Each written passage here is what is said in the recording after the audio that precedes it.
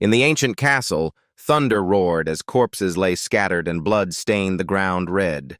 A girl holding a blood-stained knife approached, praising Qin Feng for surviving the divine ruins despite his depleted lifespan. Amid beast corpses, the young man standing with his blade was Qin Feng, while the girl declared that the divine artifact, the Eye of Judgment, now belonged to her.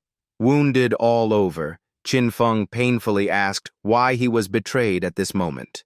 Seeing her grasp the eyes, he reminded her of their sibling bond with Tan Xiaodu.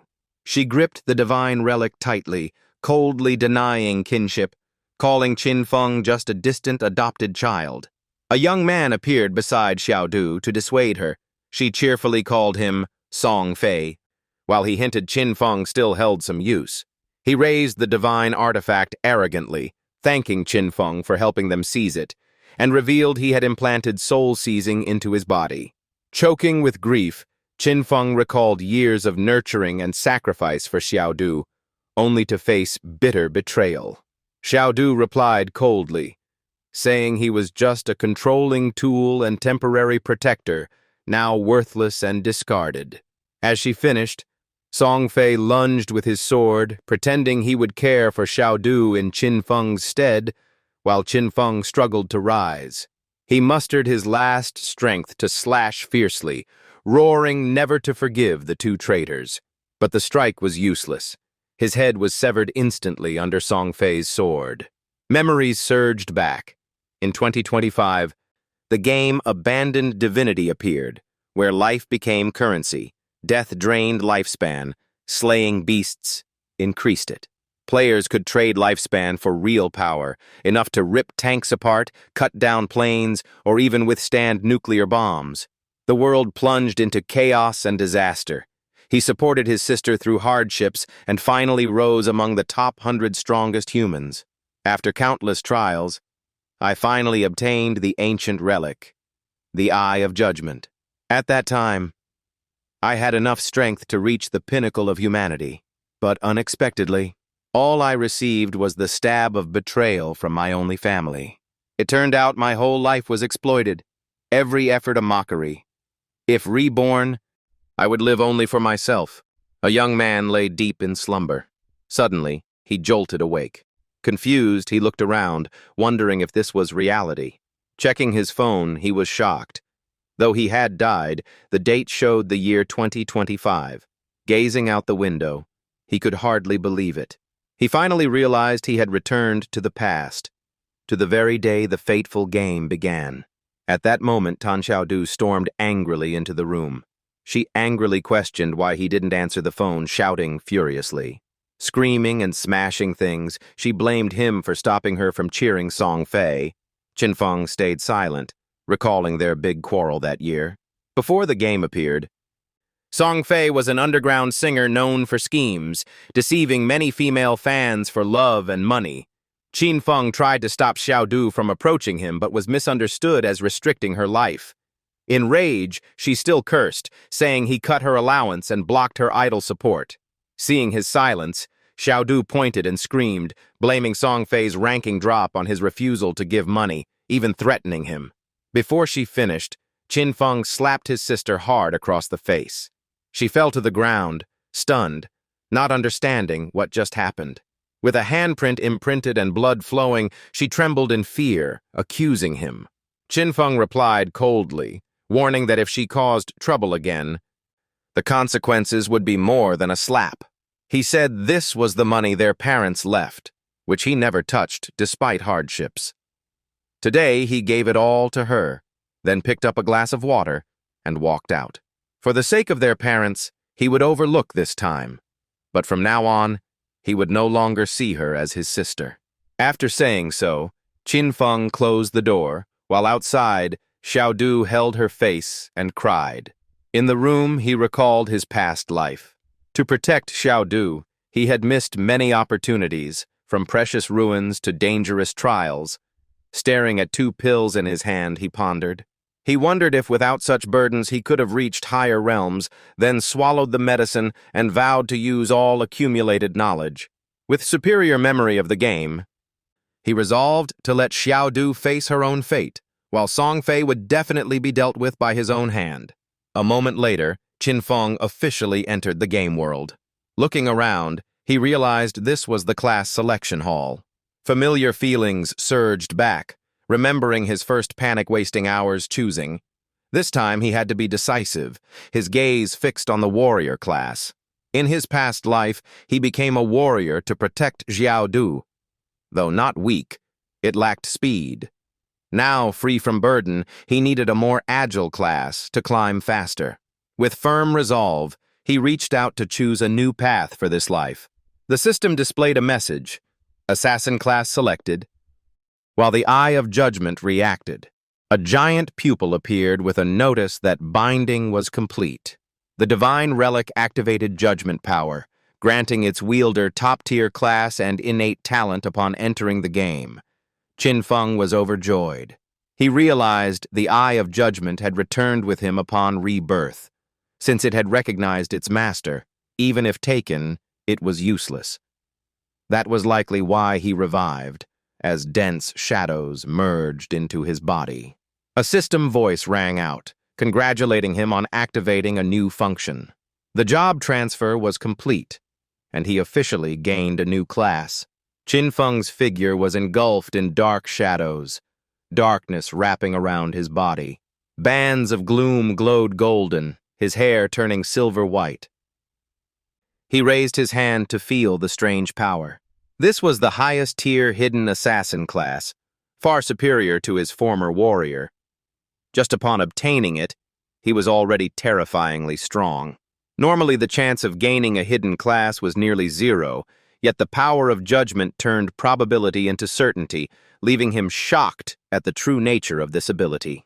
Primordial power was described as the oldest force, surpassing rules and order. Though not activatable at will, its passive effects remained, reminding Qin Feng that in his past life, no one touched the concept of order until the 7th year. At that time, only one master escaped the abandoned divine land to reach the realm of order, letting humanity first learn of it. Yet even after years, no one truly mastered it. But now, he possessed something beyond order. With this primordial power, as long as he escaped the abandoned divine land and reached the order realm, he would gain divinity, unleashing his full strength. In this life, he had found a new goal. The system signaled the job selection was complete. Next, the system requested a character name, and Qin Feng pondered the darkness tied to his class. He finally named himself Shadow, then advanced straight into the abandoned divine land.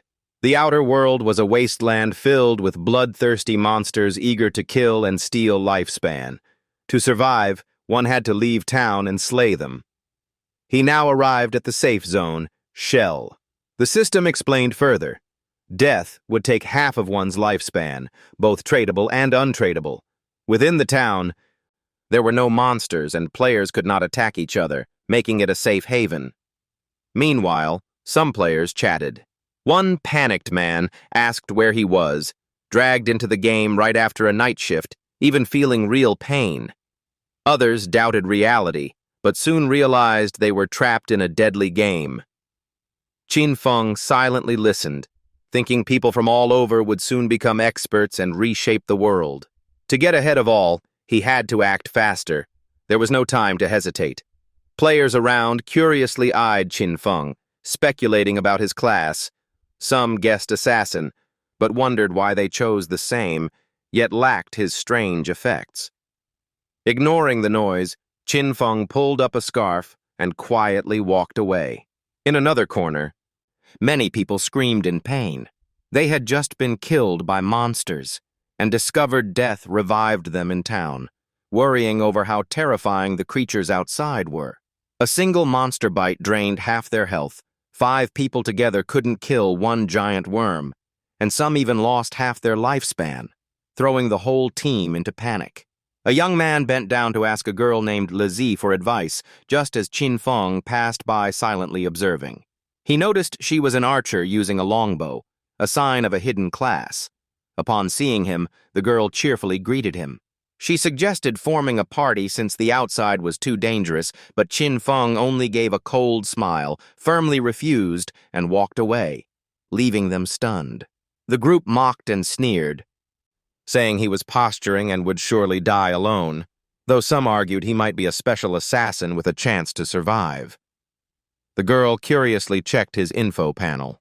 The display showed the character name Shadow, making her displeased, thinking him arrogant. Even so, she ordered her teammates to follow, wanting to see what skills he had to learn from them for fighting monsters. She also coldly remarked that she wanted to witness his death. Chin Feng calmly kept walking in the town.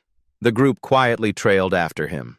Inwardly, Lizzie thought the place too dangerous, but relying on years of gaming experience, she quickly formed a team, though still haunted by the monster she had encountered. It was unbelievable that such a creature appeared in the novice village, strong enough to wipe their group, clearly not something level 1 players could defeat.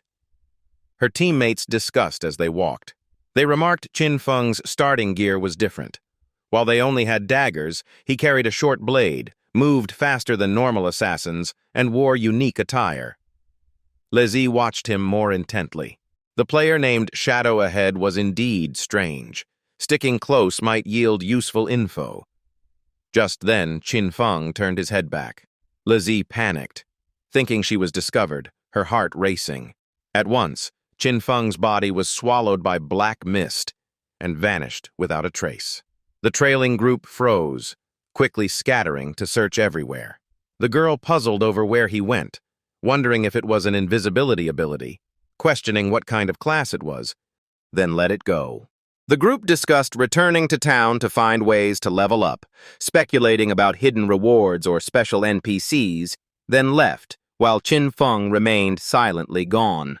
The system described the stealth skill as boosting the first strike's damage and making detection harder, making Chin Feng realize the shadow class was far stronger than a normal assassin, as he pondered while advancing deeper into the forest.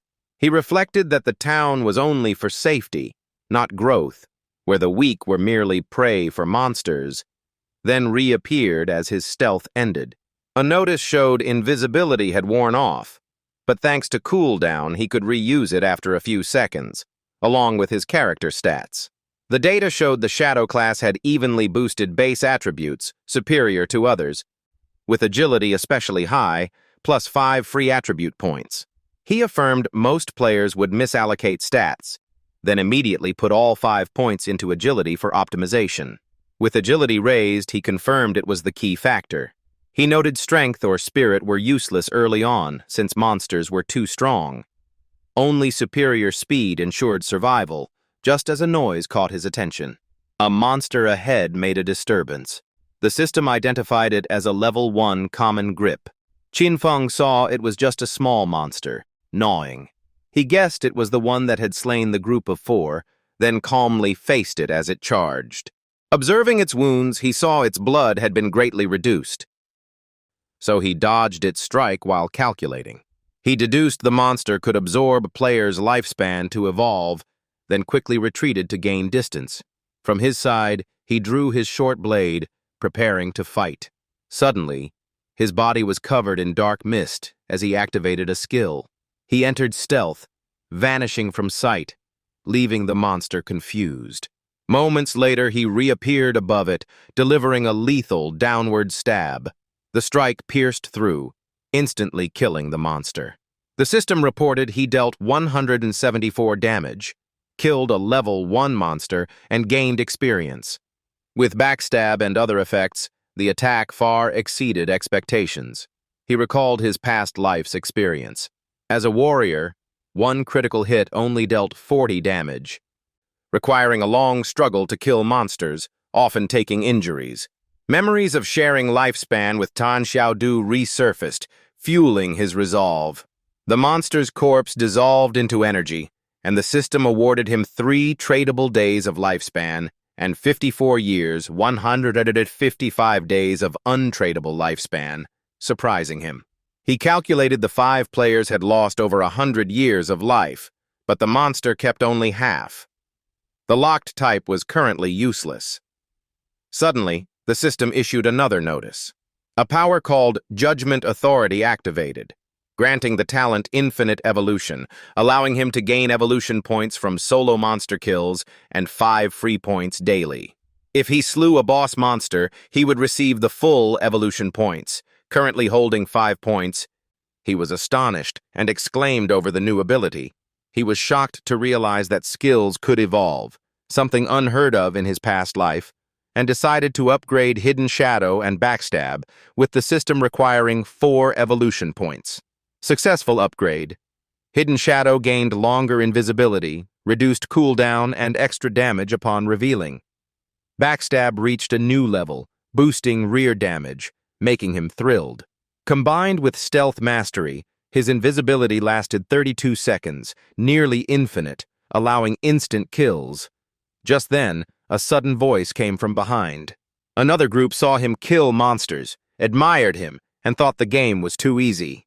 The girl praised his strength, while a young man called Kang Zi bragged about protecting her. But Qin Feng noticed something unusual. He spotted a monster lurking behind them. While Kang Zi kept boasting and invited Qin Feng to join, Qin Feng quietly stepped back and activated Hidden Shadow. He vanished instantly, pondering the nurturer, while the girl curiously asked about his disappearance. Kang Zi mocked that he was afraid of him, unaware of the looming danger. When they turned, they were horrified to see the monster charging. Within moments, both were torn apart into bloody remains. The system revealed info about the Nurturer, a bronze-tier boss monster commanding small spiders. Qin Feng, still hidden, speculated about it. He confirmed it was the Novice Zone boss, with 1,600 HP and minions, far beyond normal players, then decided to test his new skills. Excited, he used Piercing Hidden Strike, thrusting his dagger at the boss's head. The giant spider shrieked in agony as Qin Feng attacked again. He activated Hidden Shadow to disappear once more. The Nurturer boss lost track of him completely. The system showed his strike dealt 338 damage due to a weak point hit. He felt lucky for his speed, knowing a counter would have killed him with his low HP, then grew excited seeing damage over 300 while he only took 9. The boss roared, wrecking everything nearby. Amid the rampage, Qin Feng calmly observed. He noted the monster was intelligent, its frenzy a deliberate strategy to clear the area. The spiderlings were also highly alert, hindering his approach. But he trusted his deduction as the boss kept destroying the environment. He launched another attack to test his theory. A fresh wound cut deep into the boss, with the system reporting 299 more weak point damage. Holding a stone, he realized the main damage came from stealth skill effects and class privileges, even with ordinary objects. He kept throwing stones at the boss, finding that timing cooldowns could re-trigger the special effect. He planned, wait for Hidden Shadow to refresh, then use a thrown stone as a piercing hidden or backstab strike for maximum damage. The next stone hit a weak point, the system showing 279 more damage, proving his strategy effective. After the sequence, he reactivated Hidden Shadow, grabbed another stone, and rushed at the boss. He calculated patiently, waiting for cooldowns to unleash a decisive strike. Meanwhile, in Shelltown, the system broadcast new announcements. The leaderboard displayed player Yin Ying, killing the bronze-tier Nurturer boss and becoming the first to reach level 2, topping the entire town. The news shocked players, many still struggling to survive, stunned that someone soloed a boss. They buzzed with doubt and admiration, unable to believe only one name appeared. Laziz's team was also stunned by the message. Teammates confirmed it was the one who had left earlier, yet couldn't fathom how he was strong enough to solo a boss when they couldn't even handle small mobs, sending chills down spines. Kang Zi and the dead girl also trembled. They were even more shocked learning the giant spider and its brood were slain. The girl suspected it was the hidden assassin from before. At that moment, another forest system notice appeared. The system announced he had slain the bronze boss, gaining 300 EXP, leveling to 2, earning 2 evolution points, unlocking the ranking, and 1 reputation point. After absorbing the energy, he spoke softly. With the boss dead, the spiderlings scattered, making him regret the lost EXP. The system further granted transaction lifespan, the skill Greedy Hand, and a corroding dagger, prompting him to reflect on the new skill. Info displayed: Greedy Hand, an assassin skill with 20% chance to gain extra loot, requiring level 1. He was overjoyed the bronze boss dropped such a rare divine skill, recalling how it once greatly supported teammates in his past life. He remembered someone in his old guild, normally weak, who became crucial thanks to this skill and always had bodyguards. Then a new thought flashed in his eyes. Looking at his palm, he muttered a new idea. Although only 20% chance, if combined with the infinite evolution talent, the drop rate could grow nearly limitless. Scene shifted to the real world. Tan Xiaodu was walking back to class with her classmate. Her friend worriedly mentioned skipping out yesterday to cheer for Song Fay without telling her brother, fearing his anger. Xiaodu blushed, insisting she wasn't wrong and even that her brother should apologize, while her friend sighed, praising how much he cared for her. The friend said she was sometimes jealous of Xiaodu having such a devoted brother, but Xiaodu irritably denied it, saying he was overbearing, not even her real brother, and that Song Fay was enough. Then her friend noticed strange marks on her face. Arriving at class, her friend saw a crowd at the door, confused, and pulled Xiaodu inside. Inside, a male student lay motionless, frightening the class. To everyone's shock, his body gradually turned transparent, and Xiaodu's friend panicked, asking what was happening to Zhang Wei. Someone exclaimed as Zhang Wei faded, while classmates buzzed in alarm. News of the transparency phenomenon spread worldwide. Experts claimed sleeping caused it, but the reason was unknown. Friends called family to warn them, while Xiaodu irritably insisted she wouldn't contact her brother. The system announced the skill Greedy Hand had evolved into its golden version. The new skill increased chances of bonus loot, and Qin Feng clenched his fist to test its power.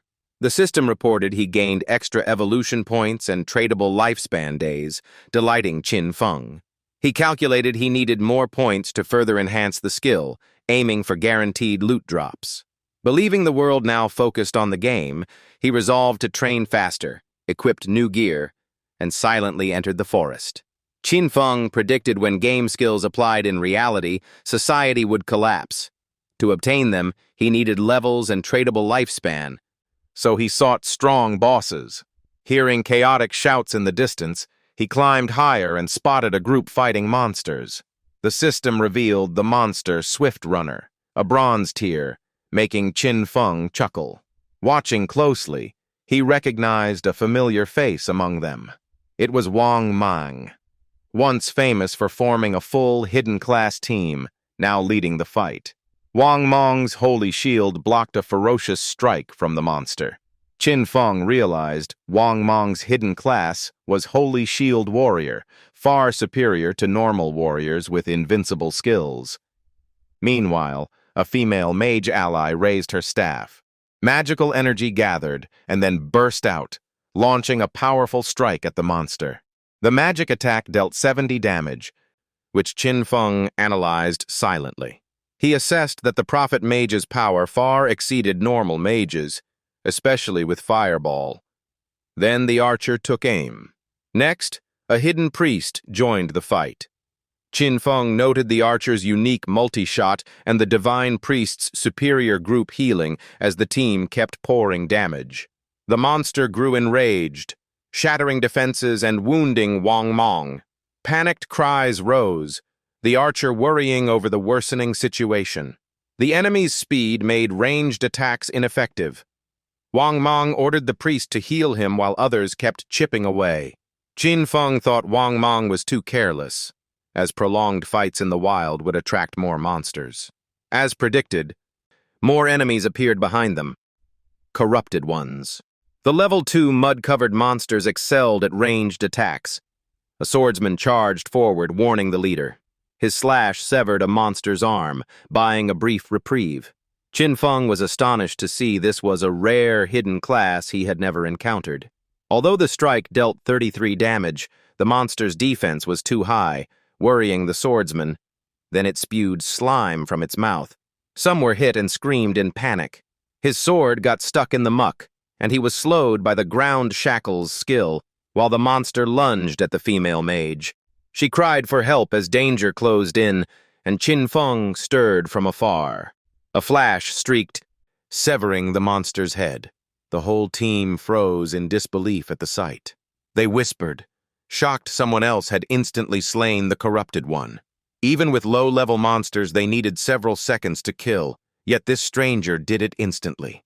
With another swift strike, a second monster fell instantly, stunning the team. Everyone trembled, acknowledging it was truly lightning-fast monster slaying. They tried to guess who it was but failed, only hoping it was an ally, then focused on the last monster. After killing 2 monsters, Qin Feng received rewards: EXP, evolution points, a new skill book, and lifespan days, most notably the skill Venomous Throwing Dagger. He analyzed it as a poison damage over time skill, immediately evolved it to silver grade with 14 milliards range and weakening effect. Meanwhile, Wang Mang was pierced by the boss. The monster skewered both his arms, hanging him in agony. Teammates screamed desperately, calling his name. The priest tried healing but failed. Wang Mang still urged everyone to escape. At that critical moment, a sudden beam shot out, piercing the boss's forehead. The strike dealt 845 damage, leaving the whole team stunned in disbelief. In an instant, the boss lost half its HP, writhing in pain. It roared madly, forced to release Wang Mang. The boss's HP bar dropped rapidly in waves. After several spasms, the monster collapsed, and the system displayed a notice for Qin Feng. He had dealt over 90% of the damage, claimed all loot, leveled up to 3, gained evolution points and lifespan days, amazed by the venomous dart's power. Qin Feng discovered the poison synergized with passive class traits, allowing endless stealth and dart throws, nearly invincible in early stages. Wang Mang exclaimed such power wasn't human. The boss's body dissolved into energy, and the loot vanished suddenly. Everyone was shocked as Wang Mang looked around and asked who had acted. He loudly gave thanks, wanting to know the savior's identity. Qin Feng coldly replied with a warning. He reminded them not to trust strangers in the wild, silencing the group. Before leaving, Wang Mang thanked him and asked to be friends, introducing himself and promising future support if needed. Qin Feng considered Wang Mang a potential ally, especially with government backing, a stable channel to sell his goods. He clenched his hand to activate the system. The system announced Qin Feng gained more evolution points, lifespan days, and new leather pants that boosted defense, elemental resistance, and cooldown reduction. He was pleased with the loot. He checked his inventory, noting many items for other classes, planning to return to town when full to trade for lifespan. His current progress far surpassed his past life. He vowed to face Song Fay quickly this time. Meanwhile, Wang Mang's group still struggled against monsters. They panicked as enemies multiplied, with someone shouting to retreat. But everyone froze, puzzling their teammates. Turning around, they were stunned to see another giant monster appear. The group was horrified, questioning what it was as it charged forward. Sharp tentacles lashed out from the creature's body toward them. Wang Mang's team took continuous damage and was completely wiped, respawning back in Shell Town. Wang Mang angrily lamented the unfairness of monsters constantly appearing. He analyzed that they usually gathered in packs, fleeing when near death. Escaping the game required level 3, but it was extremely difficult, so they needed to rally more people. Some suggested forming squads of 6 to 10, but worried larger numbers would attract stronger bosses. They recalled a 40-man team where the cursed boss killed over 30 in a single move. Without reaching level 3, death was certain. All admit they were dragged in while asleep. If they can't leave the game, their real bodies will starve. Lezi angrily curses the cruel game. A member fears their lifespan is running out, with less than 10 years left. Lezi insists they must not die again. At that moment, the system announces the ranking. Top rank is Hei An at level 3, followed by Wang Meng and Ba La La at level 1. Lazi is shocked, suspecting Hei An holds the leveling secret. She declares the goal is to reach level 3 at any cost to escape the game, and asks teammates to spread the word. Lazi offers 10 million to Hei An if he helps them level up. Teammates are shocked, while she thinks the sum might still be insufficient. Meanwhile, Qin Feng continues fighting monsters. The system reports Qin Feng has slain another level 2 polluted monster. He gains experience and evolution points, enough to upgrade the skill Greedy Hand. The skill evolves to Emerald grade, boosting drop rate to 160% and adding 20% chance to upgrade item quality, making him ecstatic. He reflects that this power is nearly invincible when suddenly a strange sound draws his attention. A massive monster slowly passes by. Qin Feng recognizes it as the Cursed Origin boss, with the system confirming bronze rank. Observing closely, he sees it draining lifespan from victims, preparing to evolve to silver. It must have just slaughtered a group of 40. Unfortunately, his backpack is full, so he can't claim more loot, and instead marks the coordinates to return later. He decides to clear storage first, then come back to slay the boss, afterward activating stealth to leave. In Shelltown, rumors spread wildly. People buzz that someone is willing to pay 10 million for Hei An's help in leveling. Civilians discuss how they could never afford such a huge sum. At that time, Qin Feng also returns to town. He confirms selling off items, then sits down to prepare for trade. The system announces that the sale of equipment and skills will last only 10 minutes. A series of rare items appear before him, drawing a crowd that gasps in shock. Everyone is stunned that he owns 4 bronze sets, and realize he is the ranking leader under the name Hei An, though his face remains hidden. He activates the mask function, keeping his real-world appearance in-game, making onlookers more curious. A girl approaches to ask the skill price. Qin Feng calmly names the price. 100 days of lifespan per trade. He guesses inwardly the girl is Huisei Mei Gui, ranked 11th, also using hidden face. She is shocked and tries to bargain, finding the price too high. He insists 100 days is cheap for a common ice spell skill that greatly boosts farming speed, while she says she only has real money. Qin Feng tells her to buy lifespan from others and then trade with him. If no one offers higher, he'll just keep the item. She thinks, then asks him to wait. She returns to discuss, and the whole group gives their thoughts. Members one by one agree, praise her leadership, transfer lifespan for money, and she brings it back to Qin Feng. She offers 100 days of lifespan for trade. The system confirms Qin Feng's total rises to 368 days, and she leaves right after. At that moment, Lazi appears, panting but confident upon finding Hei An. She promises that if he helps her reach level 3, he will receive 10 million cash after escaping, shocking everyone around. Others marvel at the offer, while Lazi proudly reveals her identity, boasting of her family's power. She claims to have enough money, but Qin Feng recalls how Zhang Lei was once a crime boss, buying lifespan and killing dissenters, filling him with contempt. He bluntly refuses. Zhang Lei is startled, then continues trying to lure him with wealth. She paints a picture of luxury, but Qin Feng coldly rejects it, thinking lifespan is the true value, enraging Zhang Lei into mockery. She arrogantly says she is raising his worth and would discipline him in real life. Qin Feng's killing intent bursts forth, warning that one more word will erase her lifespan. His terrifying aura horrifies everyone. Even Zhang Lei's group panics and flees. Qin Feng continues selling bronze armor, gaining more lifespan from the system. His lifespan rises to 546 days. He quickly closes shop and leaves, ready for the mission to kill the Cursed One.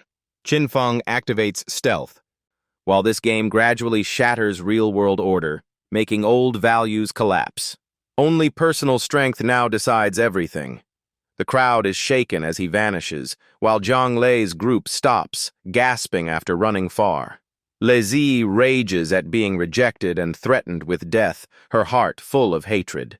She vows to take revenge on Qin Feng in reality when a man suddenly approaches to greet her. He introduces himself as Mao Li Jun.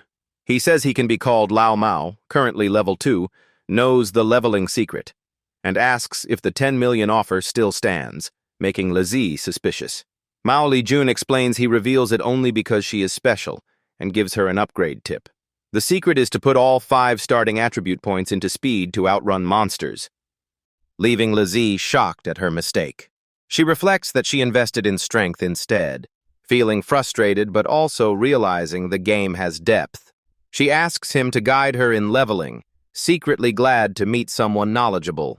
However, she lowers the reward to only 5 million if he helps her reach level 3. Mao Li Jun agrees and mocks Qin Feng as foolish for passing the chance. Meanwhile, Qin Feng has entered the deep forest. He encounters a monster and confirms it is the boss. The boss has evolved to silver rank, shrouded in gray mist, while a poisoned throwing dart appears in his hand. He calculates that evolving to gold will take many hours, then immediately launches the dart to attack. The first strike deals 659 damage, and the poison keeps corroding the boss's HP. Its health drains in waves, then he hides again to avoid counterattack. He evaluates endurance, finding the silver boss far tougher than normal types. It has double or even triple the HP of bronze bosses, now preparing to unleash its full power. The monster roars, unleashing a destructive blast, but Qin Feng retreats into the shadows. He concludes he must land 2 to 3 more poisoned darts to finish the giant creature. The attack engulfs his hiding place, but he narrowly escapes, realizing the cursed one is extremely dangerous. He analyzes that the boss, a spellcaster type, specializes in wide area damage with terrifying power, forcing him to hit and run, but it has already locked onto his position. The beast gathers energy, launching a strike at Qin Feng's direction. He swiftly dodges, waiting for his stealth skill cooldown. He patiently endures until the boss weakens, then vanishes right after its strike, and eventually the monster grows exhausted.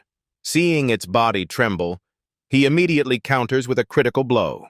The attack inflicts another 659 damage. The poison continues eroding the boss's vitality. It panics and hurriedly turns to flee. Qin Feng realizes the boss is trying to escape with its HP nearly gone. He is glad it chose to run instead of going berserk. That saves him much effort. He leaps forward with a finishing strike, the boss collapses, and the system instantly announces victory. He gains 1,800 EXP, levels up to 5, receives 4 evolution points, and 124 lifespan days, laughing with delight. Joy surges as he levels up twice and gains extra strength, so he decides to invest in his special skill. The system confirms Greedy Hand has successfully upgraded, granting extra evolution points and lifespan, with power surging through his body. In total, he obtains 12 evolution points and 372 lifespan days, along with bonus effects from Greedy Hand. Thanks to this skill, the loot is upgraded from silver to gold, making him realize why it is one of the rarest treasures. The loot is so abundant his backpack nearly overflows. He wishes for a spatial ring to expand storage. Just then, his eyes light up at spotting a special item. Scene shifts to another group, where a girl cheers for surviving and returning alive. Everyone breathes relief, grateful to Wang Meng for helping them reach level 3 safely. Wang Meng humbly says it was a team effort, regretting there's little time left to rest. One jokes that maybe because they were shabby, the elder ignored them, and if they had worn fine gear, he might have accepted. The town system announces the ranking, with Qin Feng at the top, followed by others. News shocks all as he has reached level 5. Earlier they saw him selling items, now he jumped 2 levels. Some dream of marrying sisters to him, while others envy since they're only level 3. They sigh that the great elder levels too fast, while they can only look up. Many start thinking of informing their families, as this game will surely overturn the world. The group agrees to prepare early, learning to adapt to protect loved ones. Shortly after, Wang Meng returns. Someone notices he has awakened and calls out to the team. The whole squad rushes to him, worried because he had shown strange symptoms. They recount how his body turned transparent, frightening them, some even scolding him for not resting. Wang Meng panics and immediately orders a team assembly. He says something major has happened. Another voice recalls his report about hidden class tiers. That person asks if it was true that when their team was nearly wiped out, they were saved. Wang Meng confirms and names the benefactor. He reveals it was Hei An who rescued them, then only level 3, but moments later rose to level 5, jumping 2 ranks. Everyone speculates that means he is now world number 1, likely by slaying some powerful boss. Some doubt why he reached level 3 an hour ago yet hasn't returned. Perhaps he has no relatives in real life to inform. Wang Meng replies he doesn't know, but it is likely true. A female police officer interrupts with suspicion. She theorizes Haiyan could be a transmigrator, since such people are often orphans and rise quickly. Drawing strange looks from the crowd. Stared at. She blushes and denies, wondering if she's wrong, but the captain corrects her. He sternly warns not to speak nonsense, especially in crisis, leaving An Yu embarrassed but still defiant. Then he stresses Wang Meng's information. He explains game data matches higher-level reports. Many elderly died in their sleep, cross-checked as players who had died multiple times in-game, proving lifespan in the game directly affects reality. If lifespan reaches 0 in the game, one also dies in reality. Some panic that this event is beyond comprehension. The captain confirms this may be a superpower invasion of unknown origin, and higher authorities have urgently formed a vanguard team. This force will investigate the game by region and quickly build a professional army, as this is a global-scale upheaval. He stresses that nations are racing to act or risk losing international advantage, so intelligence must be gathered at all costs, then appoints An Yu as captain. An Yu solemnly accepts the order. Wang Meng is assigned vice captain, and the two may freely choose members, with the main mission to approach the figure Hei An. He explains An Yu was chosen for her temperament suited for investigation, hoping to confirm Haiyan's real identity soon. The top goal is to establish government cooperation with Haiyan, extracting the information he holds. In addition, they must maintain social order. Afterward, he dismisses the team. While at school, a group of girls chat. One says people sleeping in the same area are transported to the same novice village. Another objects, wanting to return to care for parents unfamiliar with games, fearing they can't adapt, but others argue self-growth should come first. Meanwhile, Tan Xiaodu quietly reflects. She feels sad that in such a big event, Qin Feng hasn't checked on her, blaming him for arrogance and not apologizing. She recalls how he always coaxed her when she sulked, yet today he ignored and even struck her, something even their parents never did. She feels wronged, thinking it's only because she skipped school to see her brother's concert, vowing not to forgive unless he apologizes 1,000 times. Yet she feels lucky she attended the performance yesterday, since after this game upheaval, chances may vanish. In her memory, she vividly recalls being so close to idol Song Fay. She secretly weeps, confessing feelings for him. Suddenly, a thought flashes in her mind. She realizes that falling asleep brings her into the game. That means Song Fay must also be participating, so entering the game will give her a chance to meet him again. The idea makes Tan Xiaodu blush with happiness, while she guesses Jiang Wei must be a master to reach level 3 so fast. He decides to ask an expert directly, while Jiang Wei receives a message calling him a master. She requests strategy advice. Jiang Wei chuckles, remembering the name Tan Xiaodu. Even the proud beauty has come to him, so he sees this as a golden chance to approach her and confidently replies. He revealed a tip. Invest in speed to avoid monsters. Even mages need agility for faster casting, especially early game, and if still weak, trust there will be help. Reaching level 5 unlocks City Teleport. She should form a party then, and he promised to come support, making Xiao Yu happy and reassured. She saw benefits from followers, treated Zhang Wei as a shield compared with Qin Feng, and resolved to outlevel him first without letting him profit. At that moment, Qin Feng joyfully looted an item from the boss, a rare ring. The gold ring fit all classes, boosted many stats, had strong dark resistance, and raised weak spot damage from 1.5x to 1.6x, which greatly pleased him compared to normal players. It also dropped a rare assassination skill, allowing long leaps, short invisibility, multiple target slashes, high damage, and fast cooldown, extremely useful. After learning it, he immediately found it convenient, while still having some evolution points to allocate. He chose to upgrade the skill Greedy Hand to Diamond tier, giving high chance of extra loot and even improving item quality when killing monsters. With this greed skill, each kill was worth triple others. He used evolution points to upgrade Shadow Slash, gaining longer range and stronger strikes, though regretting the cooldown remained. Even so, that one skill alone allowed near-constant stealth, while other skills seemed worthless. The Silver Warrior skill book could only be sold cheaply, but before he could act, 3 monsters suddenly attacked. He looked at the monsters with killing intent, ready to test himself. They happened to be level 4 climbers, so he treated them as test dummies for his new skill and unleashed it. All 3 instantly collapsed, dead in a single strike. The system confirmed he had slain the 4-limbed climbers. The reward was 80 experience, 5 tradable lifespan days, and a noticeable boost in leveling speed. He reflected that with poison darts, it would take 2 throws to kill, but now combat time was shorter, reducing risks.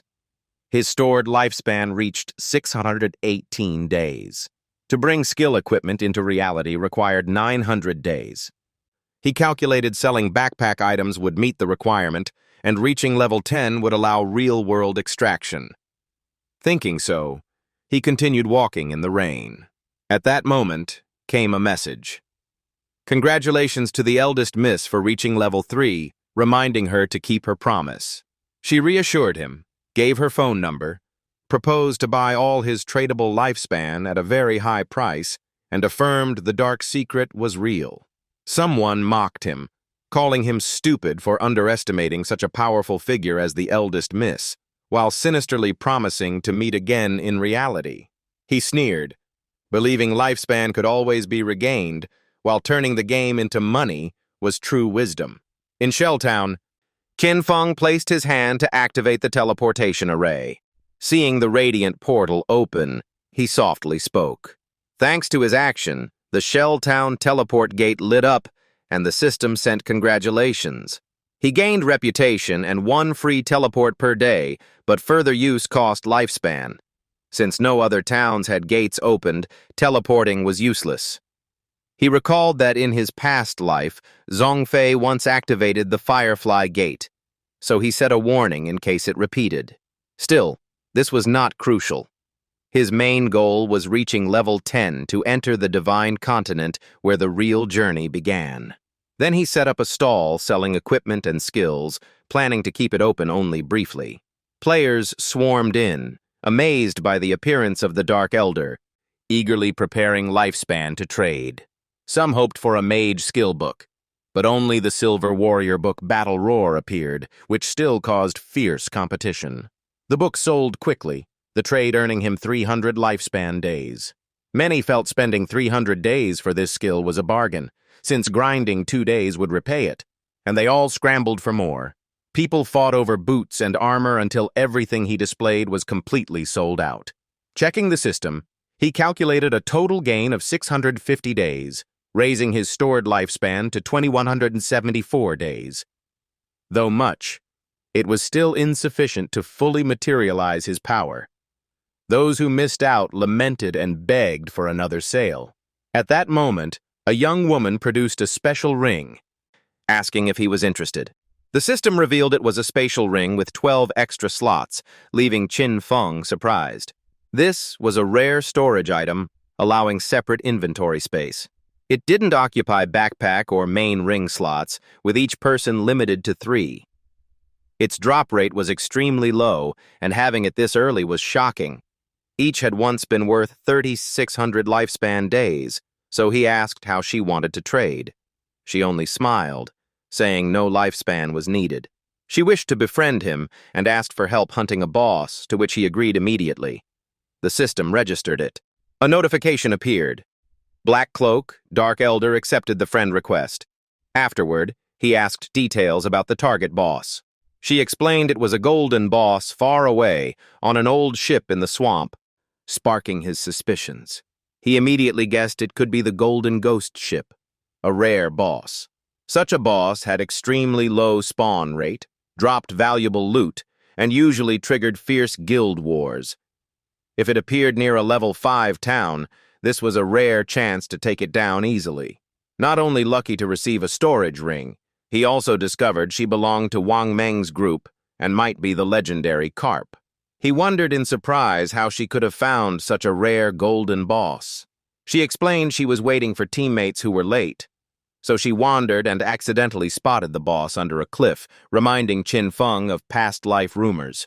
He recalled rumors that Wang Meng's team had someone like a Carp who accidentally discovered hidden bosses, thought fake before, but now proven true. It was this girl. Noticing his gaze, the girl shyly asked why. He brushed it off casually, and they left town together. Meanwhile, a bald man secretly tailed them, while elsewhere someone boasted about past exploits. Suddenly, the bald man reported to his boss that the youth had just left town with a girl, making the boss grin maliciously. He mocked that the boy already lured a girl, then led his men to chase, while outside Qin Feng and Jin Li continued forward together. Qin Feng proposed, if the boss dropped items fitting Jin Li's class, she could have them. The rest belonged to him. Jin Li worried it was unfair to Wang Meng's team, but agreed, only asking him to sell gear to her captain at a discount. He nodded in agreement, and they immediately set off. When Wang Meng just came online and learned the Dark Elder was taking someone to hunt a golden boss, Jin Li grew terrified. She trembled, reminding him he was an assassin, and she was only a mage, fearing she couldn't survive. But Qin Feng reassured her that he alone would fight, while she just watched from afar, which frightened her even more. Though she knew he was powerful, soloing a golden boss was absurd. Suddenly, Qin Feng activated stealth, vanishing before her eyes. Jin Li panicked, calling out, unable to see him. At the same time, the stalkers began their move. Seeing Qin Feng vanish, the boss sneered, thinking he abandoned the girl, and ordered his men to seize her. He rallied his gang, boasting that following him would bring profit, then commanded them to surround Jin Li. But they didn't know Qin Feng stood right before them, suddenly unleashing Shadow Slash. The whole group was instantly wiped out. The system announced he had slain 5 players. The reward was only 12 lifespan days, too little, making him scoff. Then he returned to Jin Li, who asked in shock where he had gone. He calmly replied he dealt with the stalkers, while she thought he just went to the bathroom, adding humor to the moment. She even teased about using stealth while peeing, leaving Qin Feng speechless until he cut her off and urged her to lead to the boss. Meanwhile, elsewhere, Tan Xiaoyu logged into the game. She successfully entered the game. She shouted with excitement. Holding a mage staff, she was surprised by how real it felt in her hand. She was thrilled to discover her hidden class life priest, believing it extremely powerful, worthy to stand beside Song Fay. But thinking whether he knew the stat allocation secret, her gaze turned cold, secretly despising him. Qin Feng was criticized for being self-centered, while Xiaoyu felt confident with her hidden class and Zhang Wei's support. The leaderboard showed Darkness had reached level 6, shocking and angering Xiaoyu when comparing with Zhang Wei, who was only level 3. Xiaoyu realized Darkness was the true expert, wishing for his help to surpass Zhang Wei. But she had no way to find him. Another group worried about losing contact with Xiao Yao and could wait no longer. They discussed needing a healer for monster hunting, and Xiao Yu immediately stepped up to greet them. She directly asked if the group needed a healer. Elsewhere, Qin Feng and Jin Li had arrived at the target's location. Looking down, Qin Feng confirmed it was the Golden Ghost ship. He told Jin Li to hide on the deck to avoid ambush. Then he used stealth to descend and face the boss, while Jin Li called him an elder and warned him to be careful. The system announced that time around the ghost ship flowed 100 times faster. Qin Feng calculated that 15 minutes here would consume one lifespan day. But the effect was still manageable. The Level 5 Golden Ghost ship boss had a lifespan limit of 45 minutes, 25 seconds. He sighed in relief at the remaining time, then launched his attack. His first skill dealt 3 consecutive strikes on the boss. Next, Qin Feng threw a poisoned dagger. He aimed at a critical spot with a precise strike. The boss suffered continuous poison damage as Qin Feng observed carefully. He knew the secret. The boss's true weak point was not the hull or bones, but the ghost bell at the bow. Once the bell was broken, it would manipulate surrounding water to unleash wide-range attacks. That wave attack was devastating at the start of battle. Only silver-armored warriors could withstand it, while he relied on his darkness-class speed to dodge, then waited for the boss's ranged move. The boss summoned 12 rotting water ghouls, each as strong as a silver-tier boss. The monsters charged wildly, throwing the fight into chaos. Every 3 minutes, another one spawned, and dragging the fight would bring overwhelming numbers to wipe the party. Luckily, Qin Feng's invisibility kept him unseen. With the right positioning, he could slay them in a single strike. He unleashed a powerful move that wiped out all the monsters, leaving Jin Li stunned. She trembled after witnessing such terrifying strength firsthand. Jin Li was horrified to realize he was darkness, the top-ranked player, moving like a phantom. The boss quickly lost 1/3 HP, and Qin Feng called for Xiao He. Jin Li, confused, asked Qin Feng about the strange name. He reassured her that she only needed to wait for his resurrection, making her blush in doubt. She hesitantly thought Xiao He sounded like a dog's name, while her own was He Bo Lin, then guessed it referred to the one who had tried to kidnap her earlier. The enemy group realized they had been careless. A man who once claimed to be a legend grew bitter at being suppressed and reported that Jin Li had been found. He rallied his comrades, vowing to hunt both Jin Li and Qin Feng fighting under the cliff. Meanwhile, Qin Feng thought to himself, the 4th trial, the hardest of the Golden Ghost ship. It would unleash an extremely strong shockwave. This attack affected the soul in a wide area, applying a 5-second hard crowd control, nearly impossible to dodge. Seeing the danger escalate, Jin Li was too frightened to speak. Below, Qin Feng was engulfed by slime. He took a heavy blow from the slime mass, his HP dropping sharply. The system announced his death, with 2 beams of light rising from the slime. This death cost him 326 years of non-tradable lifespan and 1,087 days of tradable lifespan. Just then, the enemies arrived. Seeing Qin Feng fall, they laughed mockingly, calling him arrogant for soloing a golden boss. Greedy for the huge lifespan he dropped, they shouted to attack the boss at half HP for loot and gains, but the next scene shocked them all. The promise ended, opening into the next part. The scene shifted to Shell Town.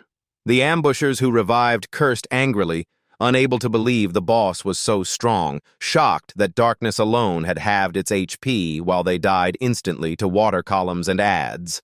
They lamented the heavy loss but still decided to return, refusing to believe the boss was so strange. At that moment in the swamp, Qin Feng had revived. He was surprised to see countless loot still scattered around. He asked Xiao He about the lifespan count, while Jin Li was astonished by his quick resurrection, telling him the others had just been wiped out by water columns. He laughed, saying they brought it on themselves, remembering how he had also suffered from this ship in his past life. The Golden Boss only used the immobilization skill once, So with half HP it was easier, but it could teleport unexpectedly, making it hard to kill.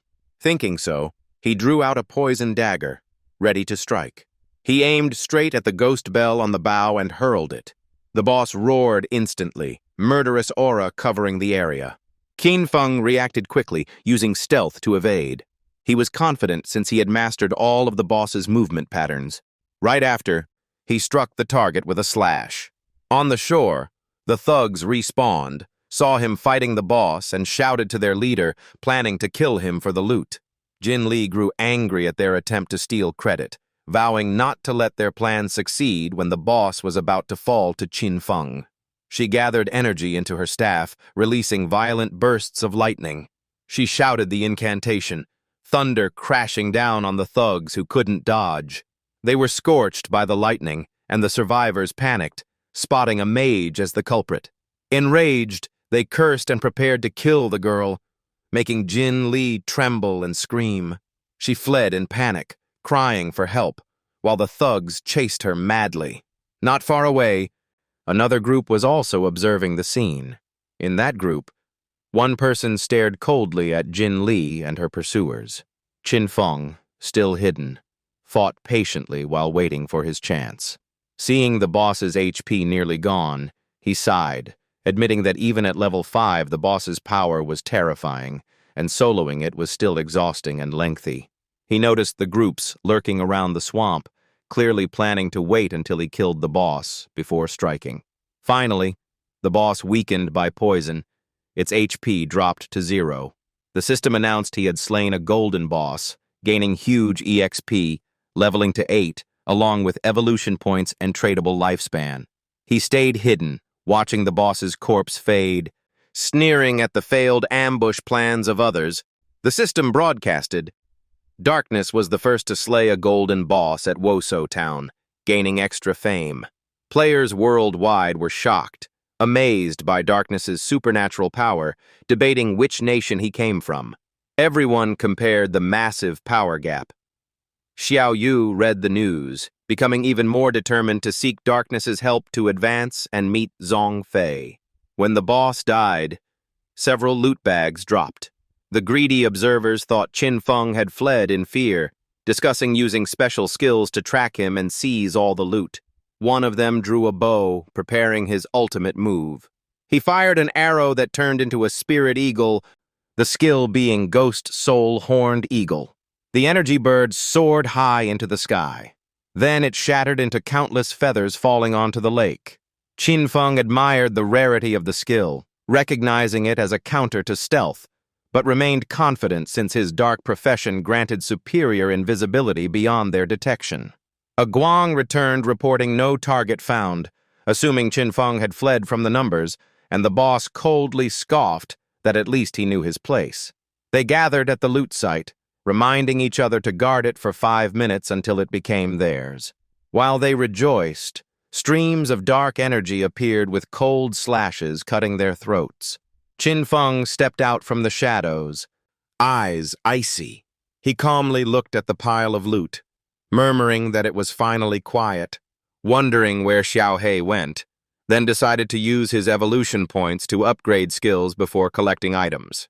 He activated evolution for Greedy Hand, and the system announced it upgraded to Epic, with greatly enhanced loot-stealing power and an extra tier boost for obtained items. Qin Feng was excited, thinking it was a transformation, deciding to unleash all the light spheres. He gathered all dropped items, upgraded them with Greedy Hand, laughing loudly in delight. A massive energy burst erupted on the lake, with the system confirming he had used a special skill. He continuously gained evolution points, tradable lifespan, and 2 ultra-rare items called Ghostfire Spirit Lamps. Holding the twin Ghostfire bells, he was thrilled by their domineering effects, protecting lifespan upon death, increasing lifespan drop rate, even immobilizing a wide area. Plus, they took little inventory space, leaving Qin Feng extremely satisfied. While hesitating, he heard Jin Li's cries for help and frantically called for Xiao He. Qin Feng hurriedly searched around, calling her while hearing her shouts resisting the enemies. Jin Li was tightly surrounded, threatened and mocked, forced to surrender. Jin-Tu looked down the ravine, trembling inside. She suddenly leapt down, stunning the thugs. Her body slowly fell into the deep abyss. Upon impact, the ground cracked, and her blood spread red. Seeing her fade away, the leader was shocked by her resolve. Xin Feng heard Jin Li's voice reporting her death, telling him to keep the loot and wait at the small town. He agreed. After collecting the loot, Qin Feng felt relieved and happy with the lifespan and evolution points gained, his main skill reaching epic, and the system asked if he wanted further upgrades. Reading the massive resource cost, he realized it was too expensive, so he prioritized upgrading offensive skills. He spent points to boost Shadow Shield, letting him dash quickly while invisible and deliver multiple powerful slashes. He further upgraded Backstab, increasing damage percentages when striking from behind. After empowering the two skills, he felt new strength, with base damage multiplied and backstabs capable of dealing thousands. Golden bosses usually dropped silver gear, rarely gold, but thanks to Greedy Hand he obtained many valuable items, including several suited for an assassin. The system announced an item: Platinum Twin Ghost Blades, greatly boosting attack, speed, and armor penetration, usable at level 5. Qin Feng assessed that although the special effect wasn't very useful, the base stats and attack speed made the weapon extremely valuable. A golden armor with high defense and fire resistance unexpectedly boosted his HP, making his defense nearly unbreakable. After checking all the loot, he decided to hide the equipment's appearance to avoid suspicion, then opened the newly acquired skill book. He was surprised that the learned skill was usually underrated, since evasion in the game was hard to use effectively and failure was highly risky. However, he was different, as his limitless evolution meant upgrading evasion only gave pure benefits without harming other stats. He planned to return, intending to sell surplus gear to Wang Ming at a discount, silently grateful to Xiao He for helping him slay the golden boss. On the way back, he suddenly encountered a group of thugs. Both sides stared tensely at each other, uncertain of the situation. Suddenly, the thugs screamed in terror, shoving to escape after seeing something frightening in the darkness. Qin Feng only let out a cold snort as he watched. He accelerated past them and swiftly reached his grandparents. The leader thought he had escaped, but Qin Feng blocked his path. Seeing him, the man panicked, begging for mercy and claiming he had little lifespan left, but Qin Feng coldly questioned his crimes. Then he struck, making the man die in agony. The system warned he was marked with the title Slaughterer, meaning death would cost more lifespan, but he stayed calm since he had protective gear. Back in Wo So Town, his appearance shocked many players. The crowd whispered, discussing how he soloed the golden boss but showed no gear on him. Some mocked him, saying he exploited a bug, while others approached, calling him a senior and asking him to stop. One offered him a newly bought skill book, hoping he would accept to clear up hostilities. The system revealed the new skill, Bandit Strike, which dealt bonus damage and stunned the target briefly, surprising him. He took the book, nodded in acceptance, then left. That man's companions were furious, calling his concession too cowardly, and plotted to unite against him. Xian Shao signaled silence, stressing that darkness surely held a great secret, and if caught in real life, they could control and exploit him. Hearing this explanation, the underlings understood and flattered him, while Xian Shao schemed to use a honey trap to extract Qin Feng's secrets, believing he was just a poor nobody in real life.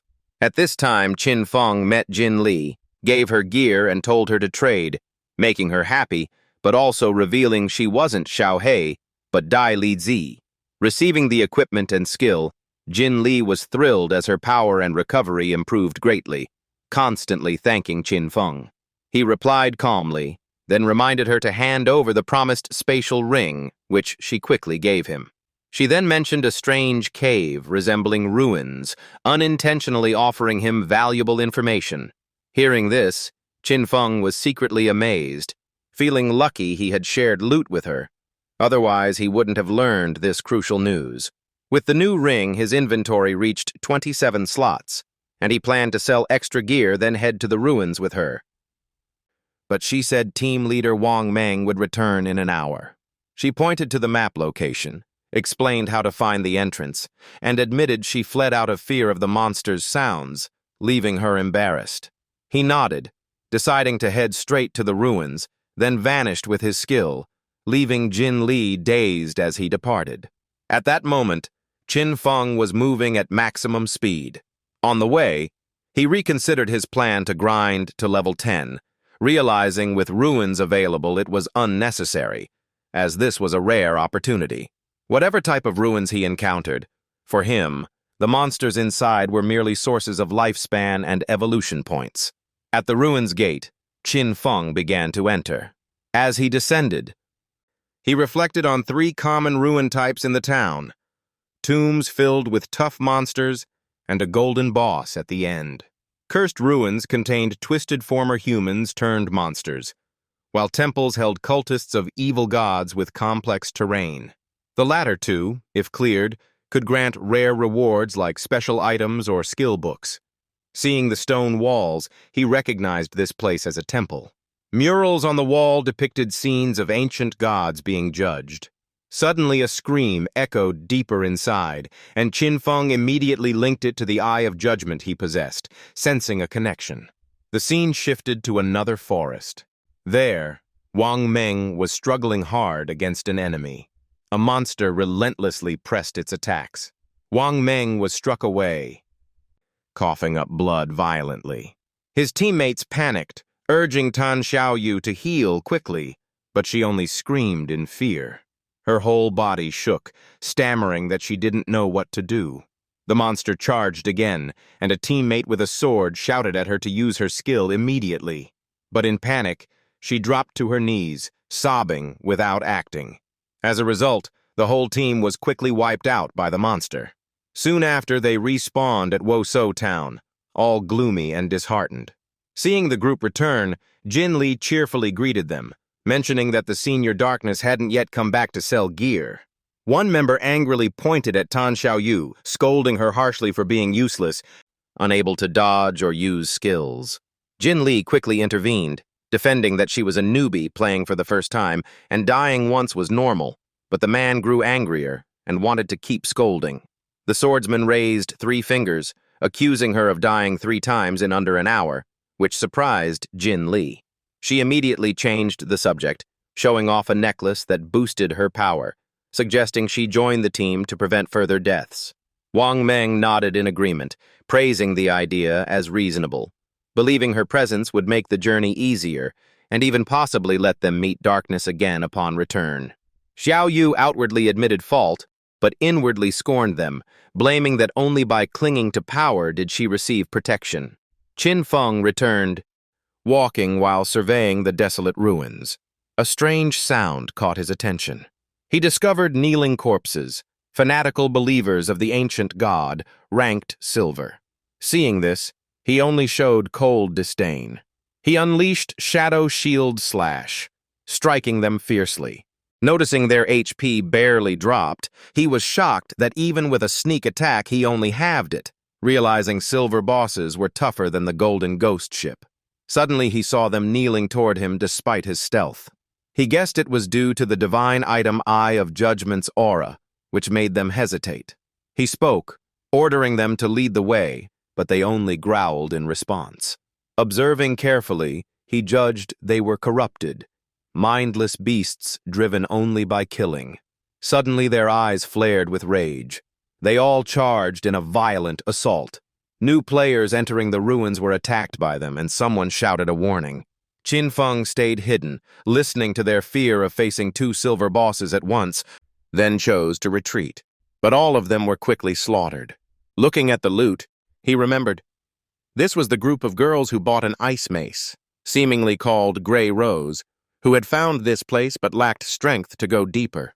He collected the items, delighted to gain over 100 tradable lifespan days, secretly judging her as wealthy. After exploring fully, he grew frustrated at finding no treasure or traps, only the 2 silver bosses. Holding his deadly poison darts, he decided to act decisively. He threw the darts, killing the 2 silver fanatics, earning EXP, reaching level 9, with more evolution points and 188 lifespan days. He immediately activated the Greedy Hand skill. He rejoiced at the massive harvest, 32 evolution points, over 1,500 lifespan days, 4 golden items, and 10 silver items. Among the loot was a golden assassin gear, a believer's necklace boosting agility, reducing cooldown, and summoning a silver believer for support. After checking carefully, he judged the necklace very useful, greatly shortening skill cooldown, and since only he could use it, he kept it for later sale. Suddenly, a strange sound from behind made him alert. A pillar rose up, and he instantly used Stealth Shadow skill to hide. Seeing this, he confirmed his guess. Clearing monsters had triggered the mechanism. He observed the stone pillar and thought it was a secret device. Suddenly, the pillar gave a loud clack. Then the surrounding area began shifting. When it lowered, he suspected it might be a moving lift. Looking up, the stone slab above slowly closed. After a long descent, the block stopped, and he sighed in relief, estimating it had gone down several hundred meters. Looking around, he realized this place was very unusual. It was a labyrinth hidden inside the divine temple. He recalled that in his past life he had seen many such mazes, full of traps. If someone led the way, it was easier, though time-consuming. He took out the necklace he had just obtained, thinking that thanks to its attributes he avoided death, then examined its golden believer, summoning effect. He immediately summoned a loyal silver rank believer identical to the one outside. He ordered it to scout ahead, and it roared in obedience before moving forward. Watching his companion scout made him feel safer, but he still decided to enhance passive evasion for security. He used evolution points to upgrade Phantom Shadow and Shadow Shield Slash to epic level, gaining very high dodge rate and much greater attack power. He analyzed that evolving from epic to legendary required 10 times more points, so starting skills stronger saved costs. He gave an example. A skill already epic needed fewer points to reach legendary, and from there could reach myth, godhood, or immortal levels. On the other hand, weak skills needed multiple upgrades to reach epic, costing hundreds of points.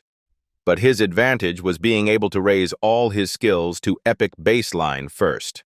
With 11 points left, he only managed to evolve Stealth Shadow, increasing invisibility duration and ambush damage, but cooldown was still long and power insufficient, so he planned to change it later. Just then, the Believer Scout triggered a trap. A massive stone block fell and crushed it instantly. He calmly said he would wait for cooldown to summon again, noting the labyrinth was too dangerous so he must probe slowly, hoping to find precious treasures. Meanwhile, on the upper floor of the Divine Temple, the group that had been killed revived and appeared again. A member reported to the red-haired female captain that 2 monsters had vanished, shocking her. They realized their lifespan was reduced. Guessing only the one who killed the Silver Boss could take it, surely the Dark Elder. Terrifying, yet lucky they didn't die again. The female captain recalled seeing a shadowy figure talking with monsters, suspecting it was the Dark One, whose power was unfathomable and formidable. Meanwhile, Qin Feng kept summoning silver believers, but they were quickly destroyed. He concluded after 3 hours of probing that he might have reached the maze's end, where sending many people would only lead to mass death. After a while, he summoned another believer. Then he let it continue, scouting the path ahead.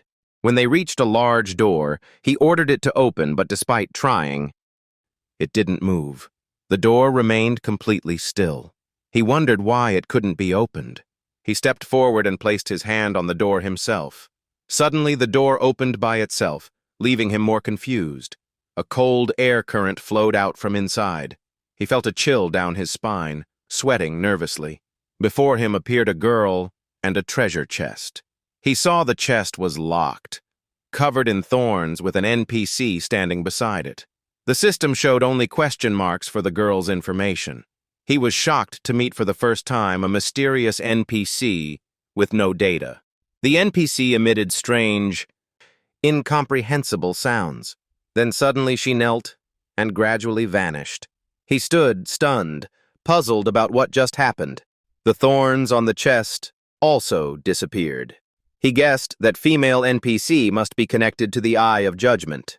Seeing the chest glowing, he concluded it could contain an epic tier item, but danger or traps were still possible. He ordered his loyal believer to open the chest, and it roared in obedience. As the lid opened, golden light burst forth.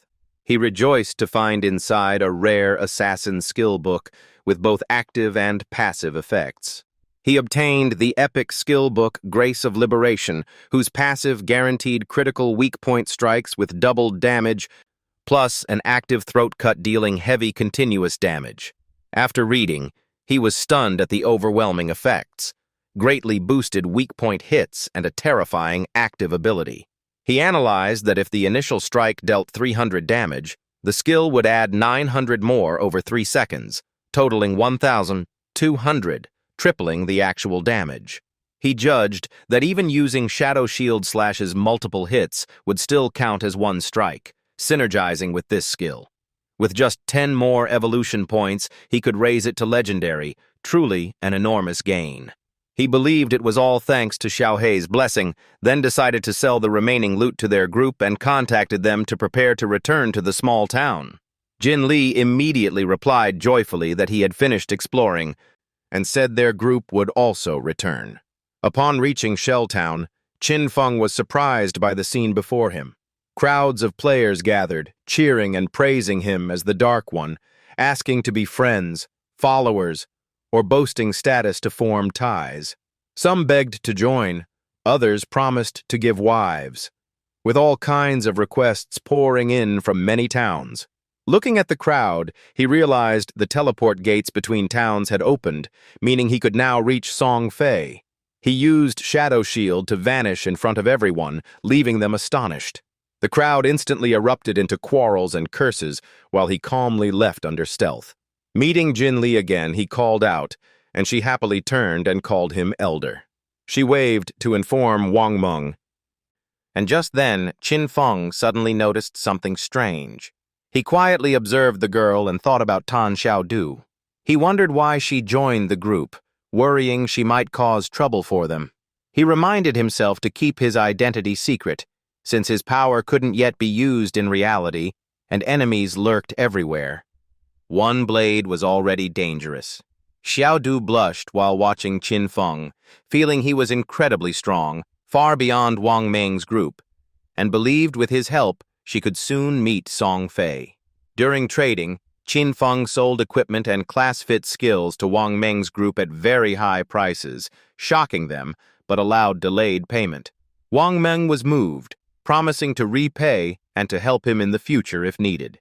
The group quickly equipped, thrilled by their surge in strength, touched by the installment deal. Xiaodu looked on full of hope. Wang Meng suddenly noticed no items for a priest. Xiaodu was stunned, while someone mocked that joining for free experience was already lucky. Xiaodu nervously approached Qin Feng, asking about priest gear and sending a friend request. She trembled when she met his cold gaze. Immediately after, Qin Feng used stealth to vanish, leaving Xiaodu bewildered. Xiaodu asked around. Wang Meng comforted her, others mocked, while Jin Li revered him as unfathomable and even praised his looks. While moving, Qin Feng recalled he still had a high-level priest staff and skill book in his bag, but he did not want to easily give such treasures to Xiaodu.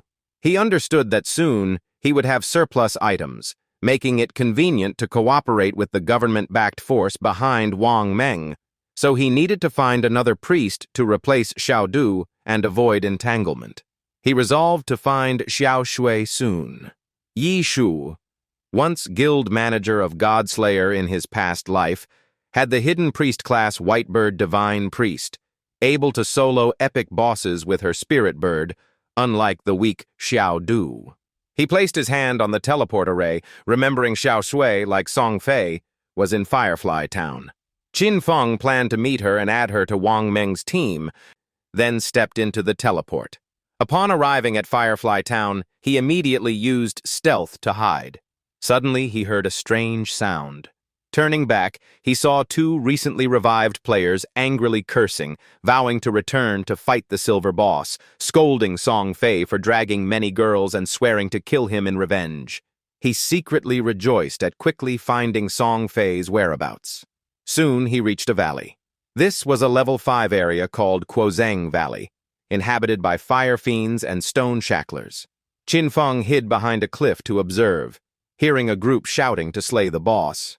One yelled for teammates to run as a blazing monster charged at them. He recognized it as the two-headed fire fiend, a silver boss. But the battlefield was complete chaos. Players were not only fighting monsters but also slaughtering each other. While watching, he saw a youth shielded by a group of differently shaped girls, though none truly beautiful. That youth was Song Fay, the target he had long sought. The girls all stood forward to protect him. Two enraged players rushed in, accusing him of stealing lifespans and threatening to kill him, while a shield-bearer declared he would use anti-mage skills to finish him. A chubby female mage rushed up, smashing her staff on the shield-bearer's head and shouting not to touch Song Fay, stunning the man. Qin Feng quietly recalled that Song Fay was the heaven-defying mage god, once empowered by fangirls who gave him all gear and skills to rise quickly. Though he was the only mage, they devised ways to support him. The fangirls dumped all attribute points into distorted mage builds, initially letting Song Fay dominate and steal lifespans everywhere, but gradually they all died off. The fat mage shouted loudly and swung her staff at the foe. Song Fay feigned sorrow, acting worried for the girls and wishing the boss would be slain soon so the world would be filled with love. The fat mage was moved, declaring he was the one truly suffering, then rallied the sisters to rush forward and protect brother. The fangirl group chanted in unison, hailing Song Fay as their only king and swearing to follow him to the end. Suddenly, the boss targeted Song Fay and unleashed fiery attacks. Immediately, a girl rushed out to take the hit for him. He sat down pretending to worry, making the girl madly moved, willing to risk her life for him. The fat mage kept rallying, shouting that if they killed the boss, Vika would top the rankings and surely surpass the one called the Dark One. The other girls excitedly shouted slogans, vowing to stand by Song Fay. The fangirl's spells rained thunderbolts on the boss, making it roar in pain. Song Fay secretly felt smug, thinking if this boss was so hard, then how could the Dark One slay a gold boss? He must have exploited a bug, while he himself was still only level 7. He longed to kill the boss to reach level 8, confident he could surpass the Dark One stuck at level 9 and become #1 in the game. At that moment, Qin Feng suddenly appeared, seizing Song Fay's head. With a light swing, he severed it. Qin Feng softly said, "Shadow Shield, slash," still holding Song Fay's head in his hand. He squeezed hard, distorting the man's face grotesquely. The fat mage screamed in panic, calling brother. But before she could act, Qin Feng swept through and cut everything apart. The system announced he slew the two-headed fire fiend boss, gaining 1,500 experience, and killed Song Fay along with all his fangirls. Damage numbers kept flashing, all nearly 2,000 or more. The remaining players were stunned, unable to believe one strike could instantly kill the boss, the damage tens of times higher than their skills. They panicked further, seeing the wide area strike kill both Song Fay and his fans, concluding this must be the Dark One who had slain the gold boss, quickly surrendering all loot. The crowd cheered, praising him for avenging them and swearing loyalty. But Qin Feng coldly thought that in his past life, he would already have been besieged. He returned to Firefly Town. Song Fay revived and received notice he lost over 1,000 tradable lifespan days and nearly 20 years of permanent lifespan, panicking that the Dark One appeared here and stole his boss. The fangirls also revived, bewildered then furious, cursing him as a dirty backstabber and accusing him of only stealing the silver boss. A green-haired girl approached, asking to join Song Fay's team, introducing herself as a shooter with stealth detection skill. The fangirl mages drove her away, saying shooters killed monsters too slowly and would hinder brothers' rank climbing, making her uneasy. But Song Fay immediately spread his arms, appearing magnanimous, claiming he believed love could make up for everything. He held her hand gently, saying he accepted her even as a shooter, inviting her to accompany him. The girl was moved to tears, confessing her love to him. The other fangirls also pushed forward to declare their devotion, one as an assassin with stealth, another having learned control skills to freeze foes, all wanting to fight for him. Song Fay once again acted like a leader, proclaiming they were a big, loving family that welcomed everyone and calling for eternal unity. The fans were moved to tears, believing that following Song Fay was a choice they would never regret. They screamed in unison, vowing revenge on darkness and promising to let their brother personally finish him. The slogan, "Avenge, Brother Fay," resounded, making surrounding players gossip and marvel at such fanaticism. Many could not understand, thinking that if even with so many girls protecting him, he still died to darkness, it proved the opponent was terrifyingly strong, while the female fans were blindly obsessed. After sowing sweet words, Song Fay secretly felt smug, believing that if he defeated darkness before witnesses, his fame would shake everyone, since he thought an assassin could never compare to a noble mage like him. At the same time, Qin Feng used Greedy Hand to gain 16 evolution points, over 200 days of lifespan, and a haul of silver and gold loot. He immediately spent the points to upgrade the skill Grace of Liberation from Epic to Legendary, doubling weak point damage and adding the active move Throat Cut, which inflicted continuous damage with shorter cooldown. He calculated that doubling weak point chances meant nearly half an enemy's body counted as a weak spot, making every strike devastatingly critical. And the empowered Throat Cut could potentially one-shot even a gold boss.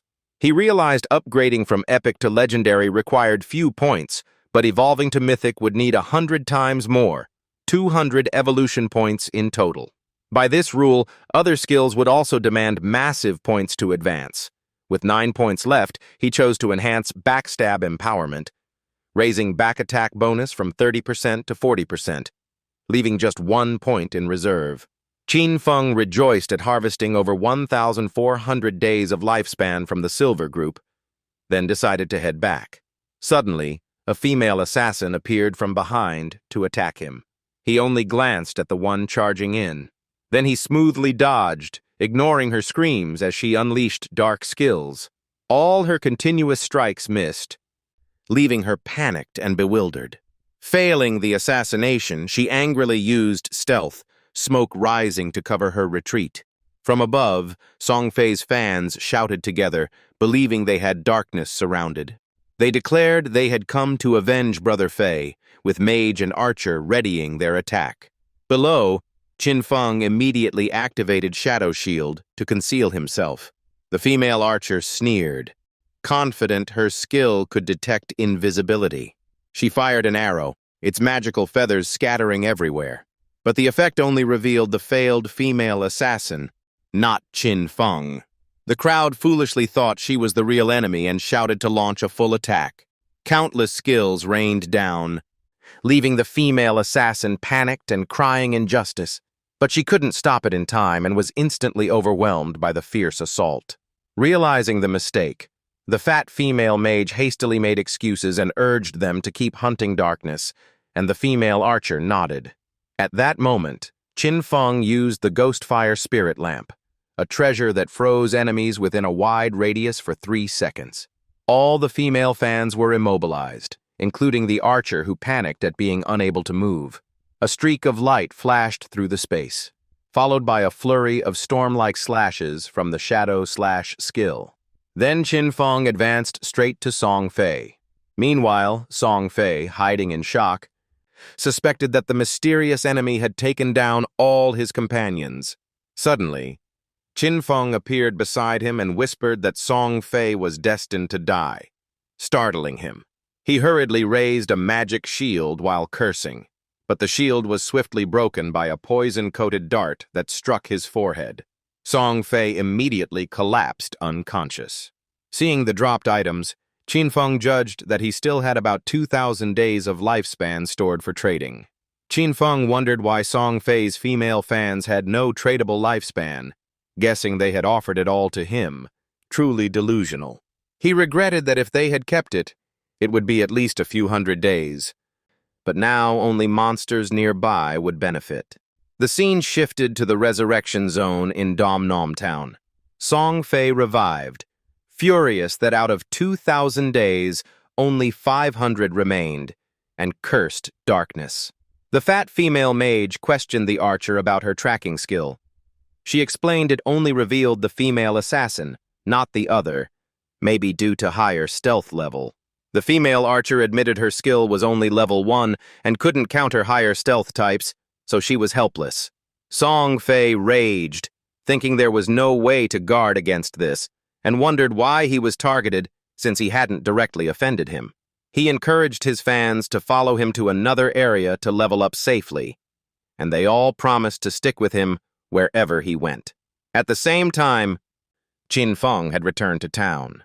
Not seeing Song Fei and his group, he suspected they had moved to another town or logged off. He asked a nearby player, who panicked upon realizing darkness was standing beside him. That player pointed out Song Fei's direction, begging Qin Feng to spare Fai Bao Mian, the hunter girl, as his girlfriend.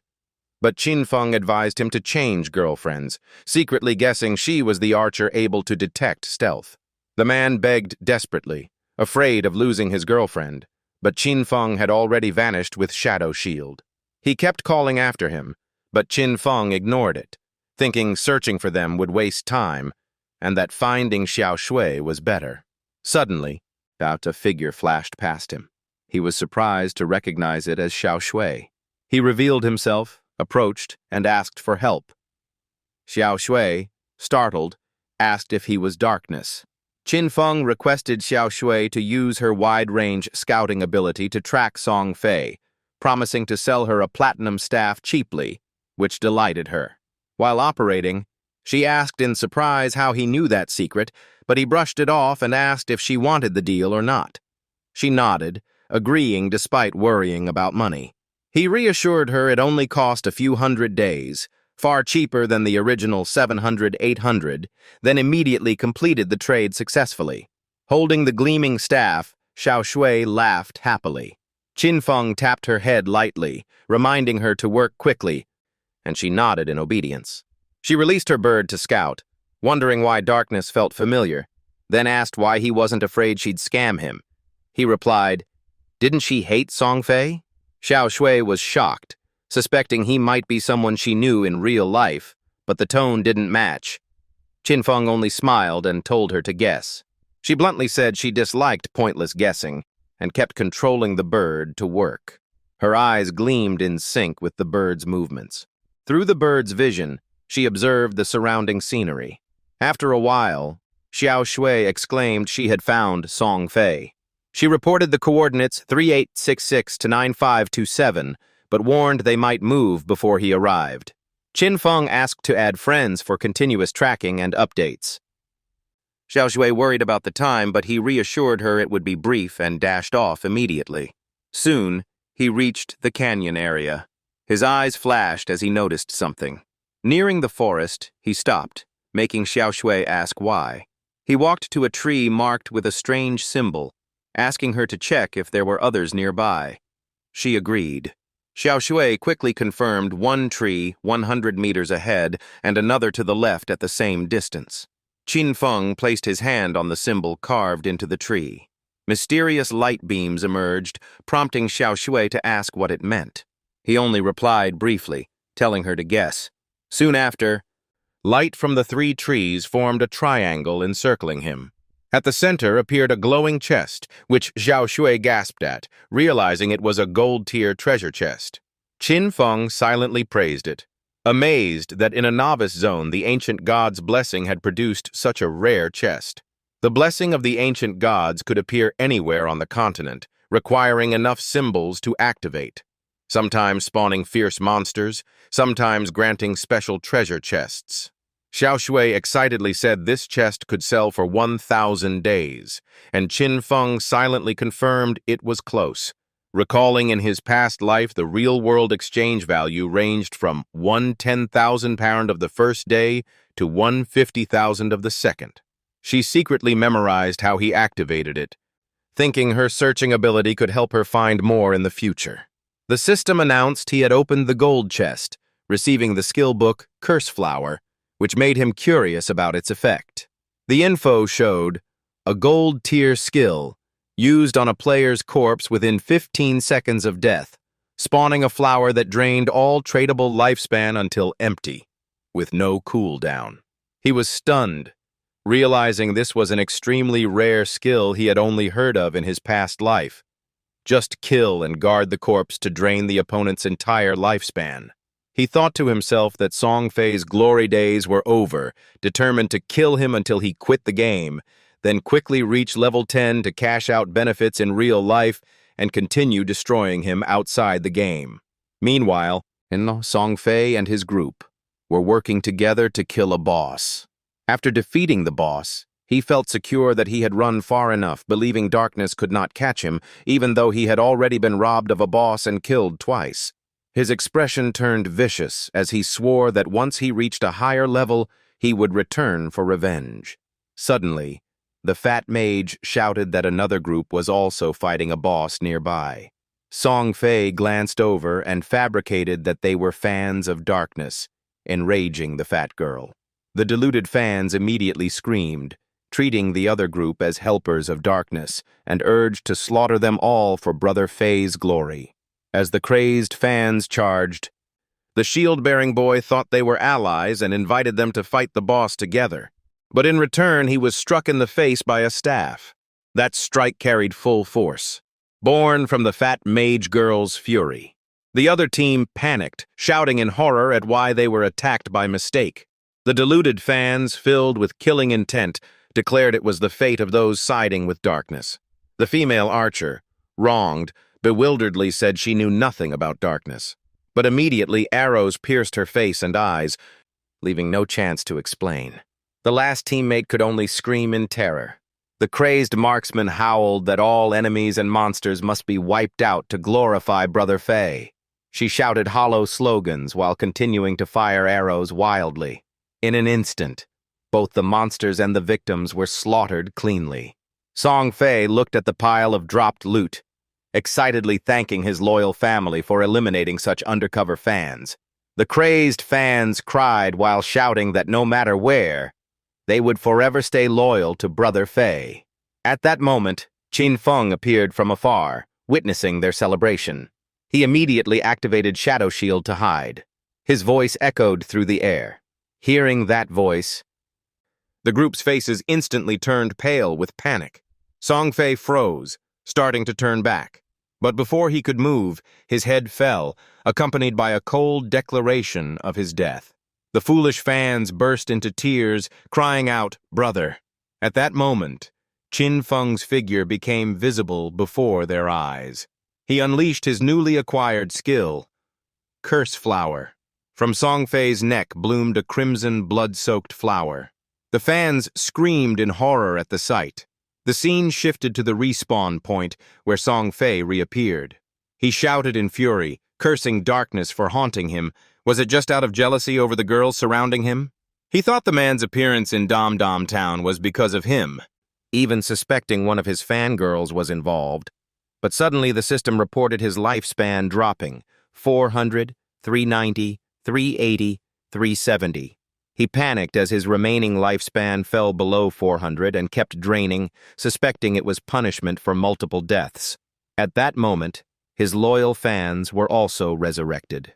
They trembled while recounting that when Qin Feng used the skill, a blood-red flower grew on Song Fay's body, sucking something from him, terrifying him.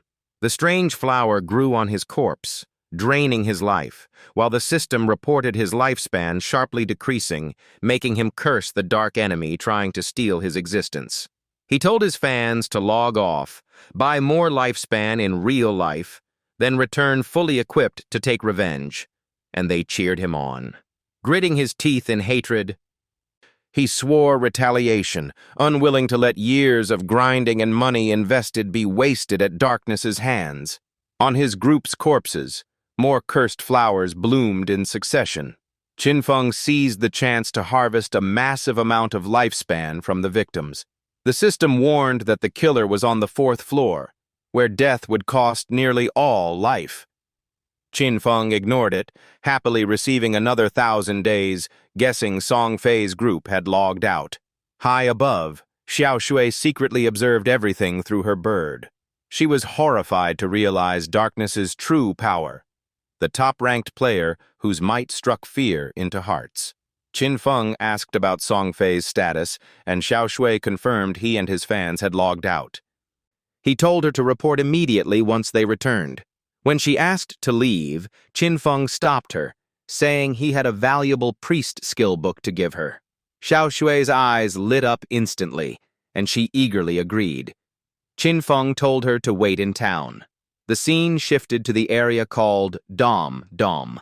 He offered the valuable book at half price if Xiao Shui accepted, but she misunderstood and thought he wanted her body.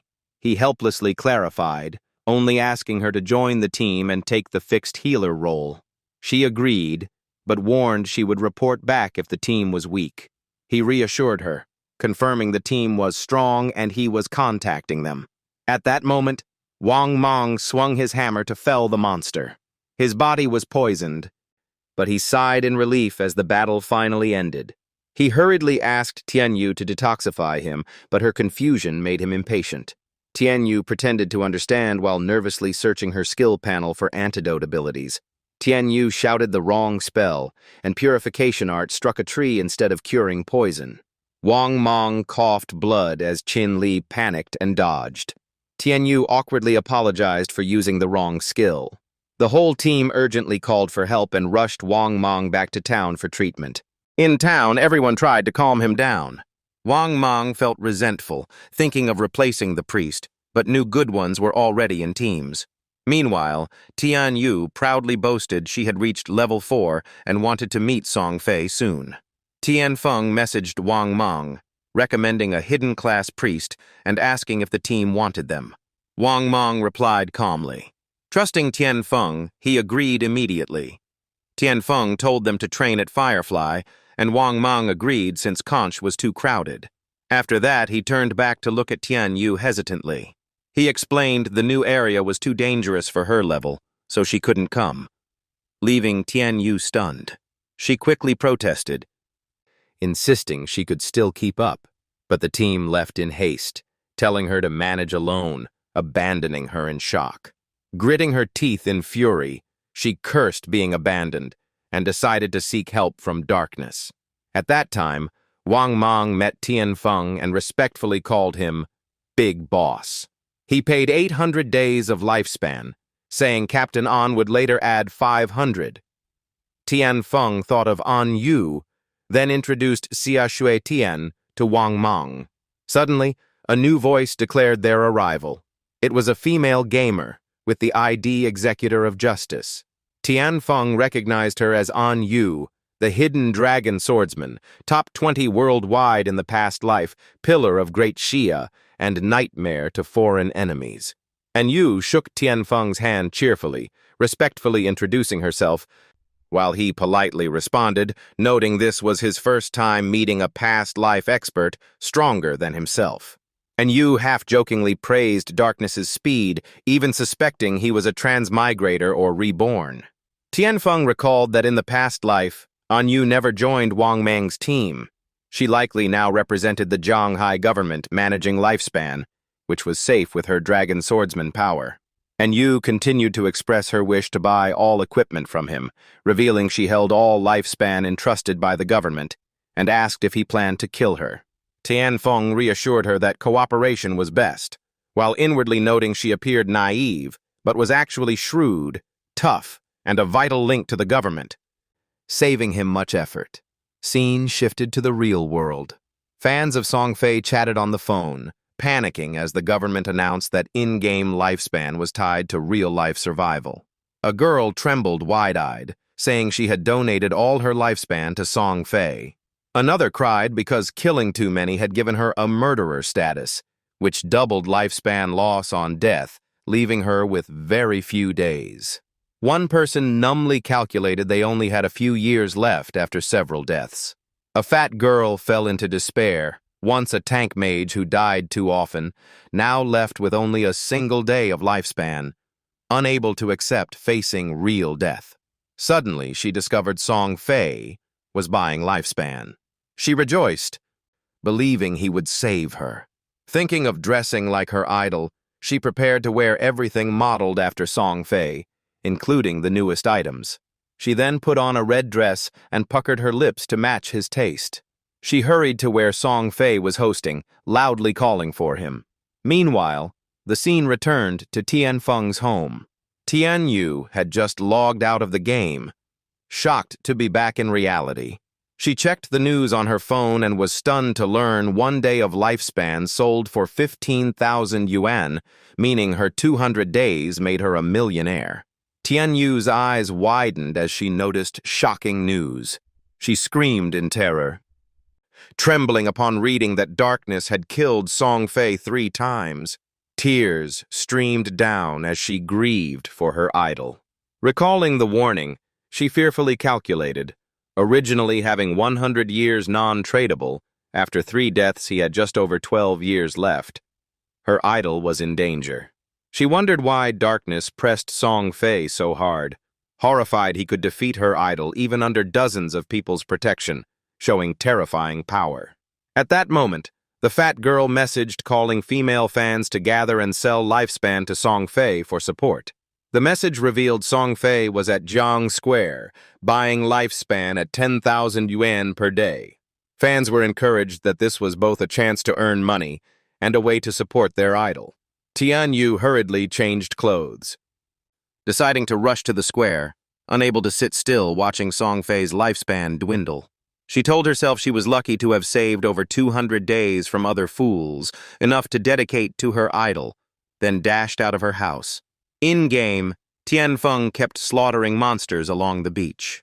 The corpses scattered everywhere proved his killing power. The system announced he was first to reach level 10, unlocking class promotion, stat boosts, reputation from city to world level, and activating a special teleport condition. A global notification rang out. Darkness was the first player worldwide to hit level 10. People were stunned, praising his strength. From slaying the golden boss to killing Star Song Fay multiple times, truly living up to his name. In Tianzhu, a man named Smith grew furious, proud of being the only hidden class at level 8, but now saw darkness far ahead, lamenting that out of 1.5 billion, no one could match him. The system reported he spent 13 evolution points to raise backstab to Jade grade, boosting damage 40 to 50%. Tian Feng checked stats. ID Darkness, level 10, tradable lifespan, 7,455 days, non-tradable, 1,219 years, agility-focused attribute, unmurdered 11.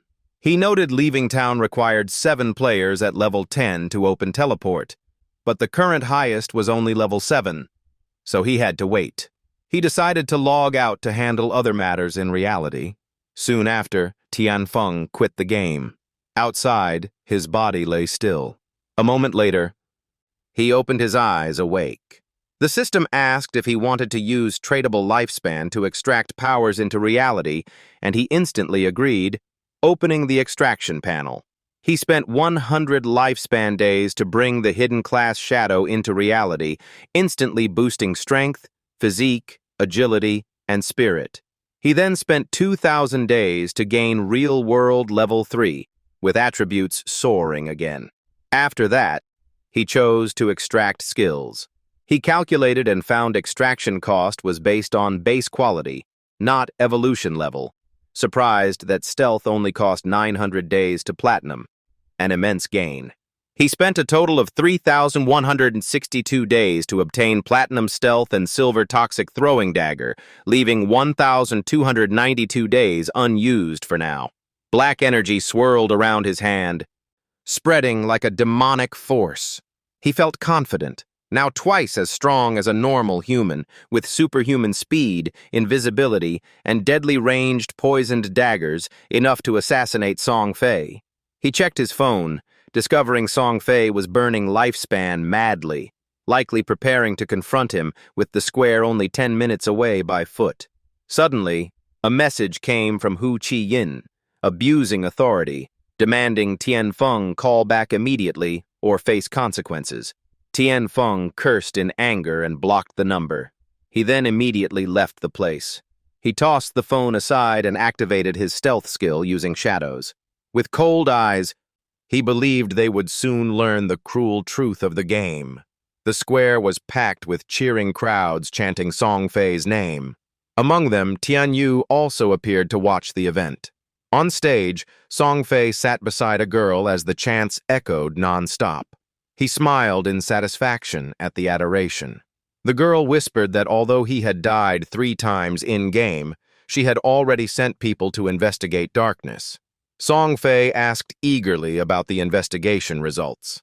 She replied they had people approaching him in Firefly Town, ready to lure him with money and wait for him to accept cash in reality. Her face turned vicious as she vowed to catch him so Song Fay could vent his anger. Song Fay laughed in agreement, recalling her company had once used that trick to force players into unpaid labor. She sneered, remembering the tortures, saying those people were trash, while many women willingly donated lifespan to Song Fay. Hearing this, Song Fay grew even more arrogant and proud. Suddenly, a man in the audience shouted, warning people not to sell lifespan carelessly. He reminded them the government had clearly said lifespan lost in-game meant death in reality. The man pointed directly at Song Fay, accusing him of knowing the consequences, yet still luring fans, threatening legal action. Song Fay closed his eyes, expecting troublemakers like this. He took the mic, apologizing that buying lifespan caused public issues and wasted resources. His crazed fans screamed in denial, insisting Song Fay bore no fault. He continued manipulating, calling for healthy love, rational pursuit, and spreading positive energy together. He painted himself as someone cooperating with authorities, spending his own money on lifespan, a role model to admire. Song Fay declared his purpose was for the fans' happiness, but he wept, saying he had caused them trouble. Fans below cried with him, feeling more sorrow at his sincere apologies. The crowd praised him dazedly, marveling at his warmth and character. They then turned on the critic, hurling insults and threats until he cowered in fear. A fat girl spoke up, urging the crowd not to believe false rumors. She climbed onto the stage, flaunting her body, loudly cursing and denying that game lifespan affected reality, shocking Song Fay. She pounded her chest, claiming she had died for him many times and was willing to sacrifice real lifespan to prove her love. The blinded fans roared in agreement, expressing insane devotion. One by one, people offered their lifespan, from dozens of days to their last few, all willing to give him everything. Amid the frenzy, Song Fay pretended to be moved, declaring his love for all fans. He especially acted touched by the fat girl, stepping forward to hold her hand in gratitude. She wept while vowing she could die happily as long as she saw Song Fay's gentleness. He feigned choking with emotion, shedding tears without words. Suddenly, a poisoned throwing dagger flew in. It pierced Song Fay's head, giving him no chance to dodge. The crowd below froze in pale-faced shock. The girl on stage was splattered with blood, staring in horror. Nearly half of Song Fay's skull was blown apart. His body collapsed onto the fat girl. At that moment, she realized the horror, trembling at the corpse. She fell to the ground, wailing in despair. Her mouth kept calling Song Fay's name in panicked cries for help. Then she also collapsed dead beside him, her lifespan completely drained. Bodyguards immediately escorted the powerful girl to retreat. As they fled, she frantically urged them to escape quickly. In her mind appeared the scene of Song Fay's death, the lifespan orb appearing and vanishing, taken by someone. She realized the killer had used game skills in reality. Only darkness could do this, and jumped into the car. But another poisoned dagger shot through her head. Blood and brains splattered, her face twisted grotesquely. The bodyguards screamed in shock, realizing Tianfeng was hidden right there. He stood invisible, cold-eyed, leaving her to die in despair. By then, the sky had turned to dusk. News spread online. Song Fay was brutally killed in Jiang Square. A fan who donated all her lifespan also died beside him. Police concluded it was supernatural power. Tian Yu, close friend of that girl, burst into tears reading the news. She sobbed in disbelief that just yesterday she watched Song Fay perform, and now he was gone. Her friend suspected the throwing dagger and stealth were game skills, wondering if the killer was Darkness, who had slain Song Fay 3 times. But it was hard to accept. How could game skills appear in real life? Tian Yu began condemning, convinced Darkness killed Song Fay, since only an assassin with daggers and stealth could do so. She grieved, believing Darkness murdered Song Fay. If he truly brought game powers to reality, her light had gone out.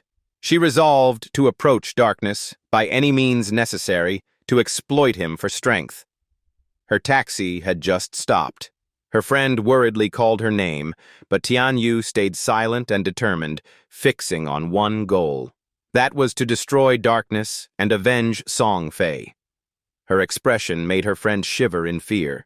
Meanwhile, Qin Feng leisurely ate noodles after killing Song Fay. He reflected that in-game he was invulnerable, but in real life he still needed food for strength. Suddenly, his phone vibrated. A message from Hu Banzi. Angry at being blocked, threatened job loss and pay cuts. Qin Feng thought of Yang Xiaonia. He remembered she had joined his guild in the past life, now comforted her to quit and focus on the game. Yang Xiaonia, surprised, followed his advice to add agility, then asked about his lifespan and wealth. Qin Feng mocked Hu Peng and saw Qian Shishi as the real threat. He recalled Qian Shishi, the debauched heiress of the Qian Corporation, notorious with many men, and now eyeing him. After the game launched, Qian Shishi went to North America, founded the Alice Guild against Great Xia, once his guild's great enemy. He calculated he must eliminate her before she left the country, or Alice Guild would become a disaster. Rumor said most Alice Guild founders were her former lovers. If she died, their bond would collapse. Just then, Qin Feng's phone rang, interrupting his thoughts.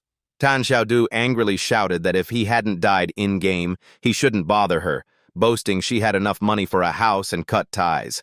Qin Feng replied coldly, while Tan Xiaodu insisted on severing relations forever. He simply said, "Okay," and hung up. Gazing into the distance, he resolved to keep leveling until the truth was revealed. When the secret of real-life skills was exposed, the world would fall into chaos. The scene shifted into the game. Tan Xiaodu's friend advised reconciliation, but she proudly revealed selling her lifespan to Chan Corporation for 2 million.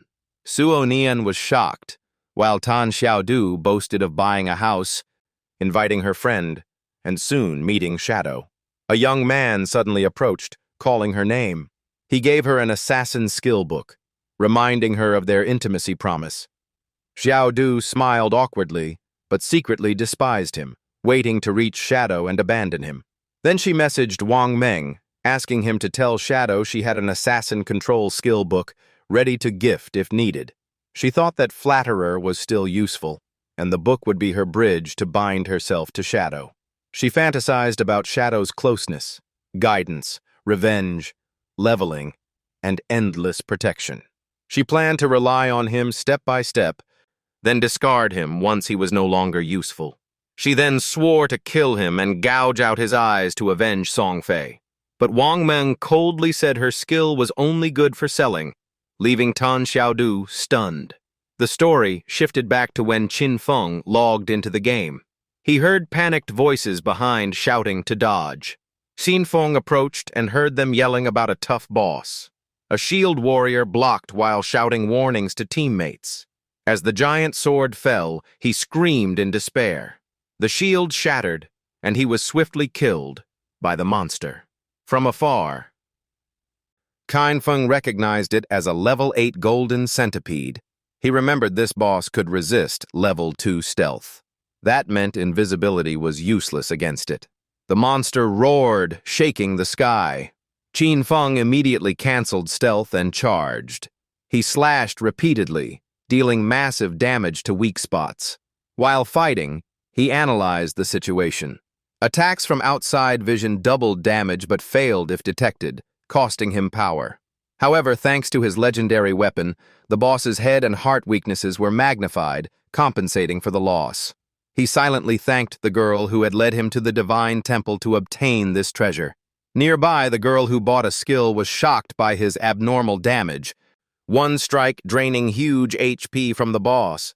Qin Feng then threw a poisoned dart at the target. The dart pierced the boss's forehead, causing massive damage. He frowned that silver darts were too weak and needed profession upgrades for strength. The enraged boss charged, but he dodged swiftly. The boss suddenly leapt and slashed its sword at Qin Feng. The girl screamed in panic to warn him. Qin Feng's gaze turned icy, locking onto the target. He dodged the deadly sword strikes as lightly as a feather. The onlookers were stunned by his speed and precision, as if he knew every attack beforehand, as though he had practiced against this monster countless times before. During battle, Qin Feng recalled his past life, where he had to train alone because weak teammates couldn't help. His battle spirit made his eyes brim with killing intent. He struck the boss relentlessly, confident he could enter the top 100 even as a mere warrior. The monster glared at him with hatred. Qin Feng compared it, finding it far easier than the golden ghost ship with its unavoidable skill. The girl was stunned that a golden boss actually tried to flee. Qin Feng drew a short blade. With one decisive slash, he beheaded the boss as the system announced rewards of experience, evolution points, and lifespan.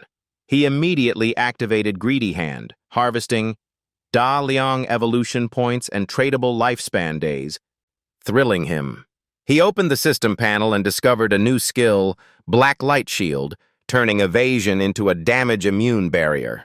Qin Feng was very satisfied, realizing that combined with his dodge ultimate, he could stack multiple shields and become nearly invulnerable to bosses.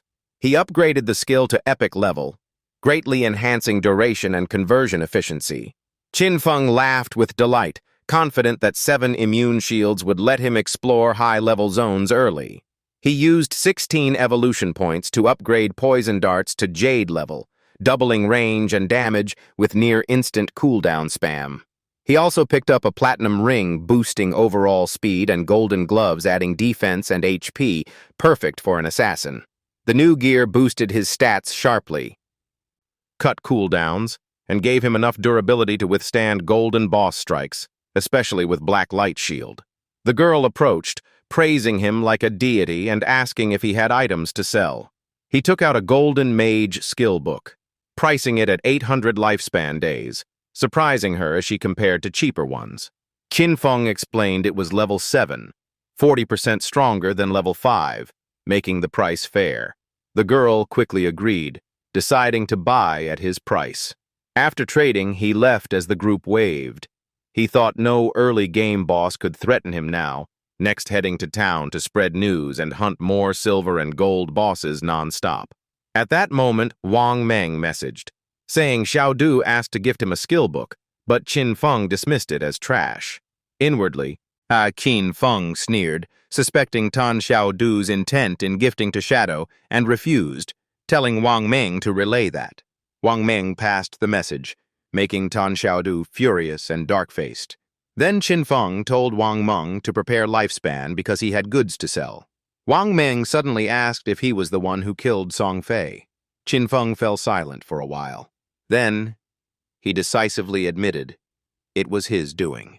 He thought Wang Meng guessed by matching Shadow's offline time with Song Fei's death.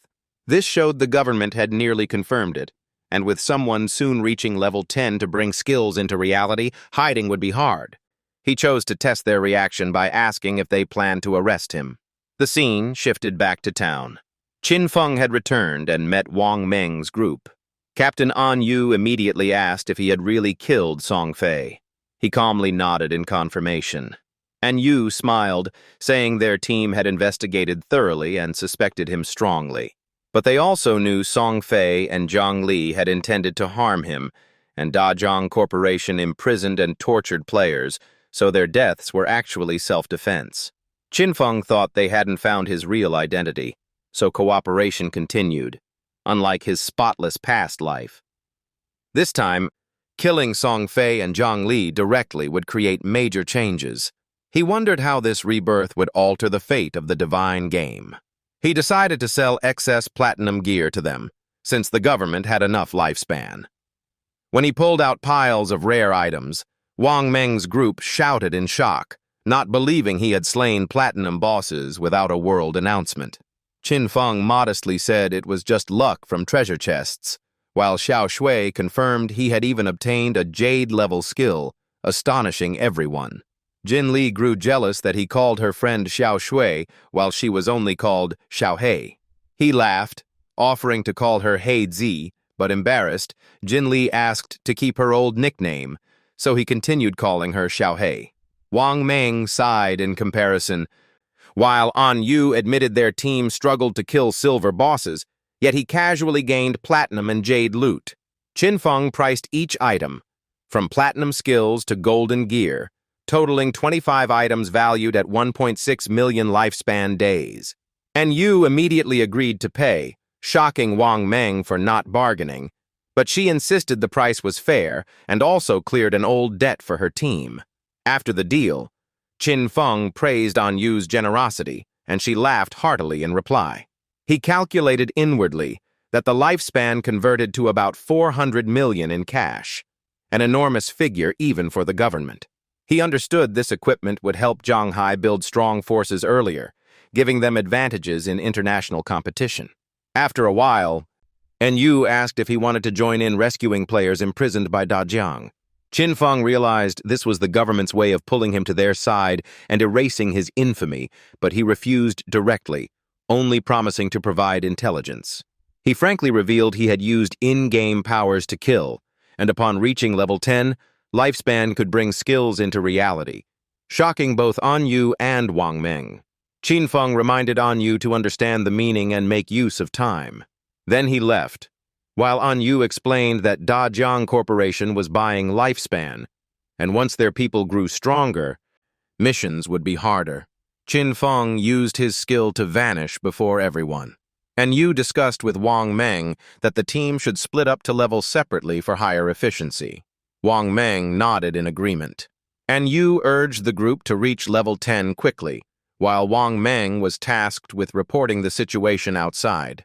Elsewhere, people noticed Shadow had set up a stall again, but this time he was buying instead of selling. Above, Qinfeng displayed a quest to collect coordinates of silver and golden bosses within a deadline. A blonde-haired guy asked if Shadow was still running his stall there. Another revealed that helping Dajiang's young lady level up would earn 300 million-plus company shares, a once-in-a-lifetime chance. Qinfeng reminded them that Shadow was the one who killed Song Fay and Dajiang's young lady, shocking them and making them pity the beautiful girl. The blonde thought Zhang Li brought it on herself, since she tried to capture Shadow in real life and was killed. At first, she promised 10 million for help, and he greedily joined hoping for profit, but was defeated. Later, he woke up imprisoned in a basement, tortured daily and forced to play the game to scam lifespan from others. When he learned Zhang Li died to Shadow, he gleefully cursed her. He realized he was the true fool, while Shadow was far from stupid. Qinfeng questioned him about the kidnapping. He denied, claiming coercion, but Qinfeng scornfully called him trash and left him for the government to handle. Someone offered to sell Silver Boss coordinates, and Qinfeng immediately agreed to trade. The scene shifted to another town. People gossiped about Adbic. In real life, Qian Shixi, heiress of the Qian Corporation, notorious for killing players to steal lifespan. She appeared with a black man and a white man, flaunting foreign obsession. Qian Shixi sneered that the game was nothing special. She scornfully said one only needed to buy gear and kill high lifespan players to be strongest. She was annoyed that the game had delayed her flight. By now, she should have been in North America, enjoying herself with Big Dick and Mark Fay LK. Instead, she was stuck in Great Shia's motto, disgusted by weak local men, praising foreign men as more attractive.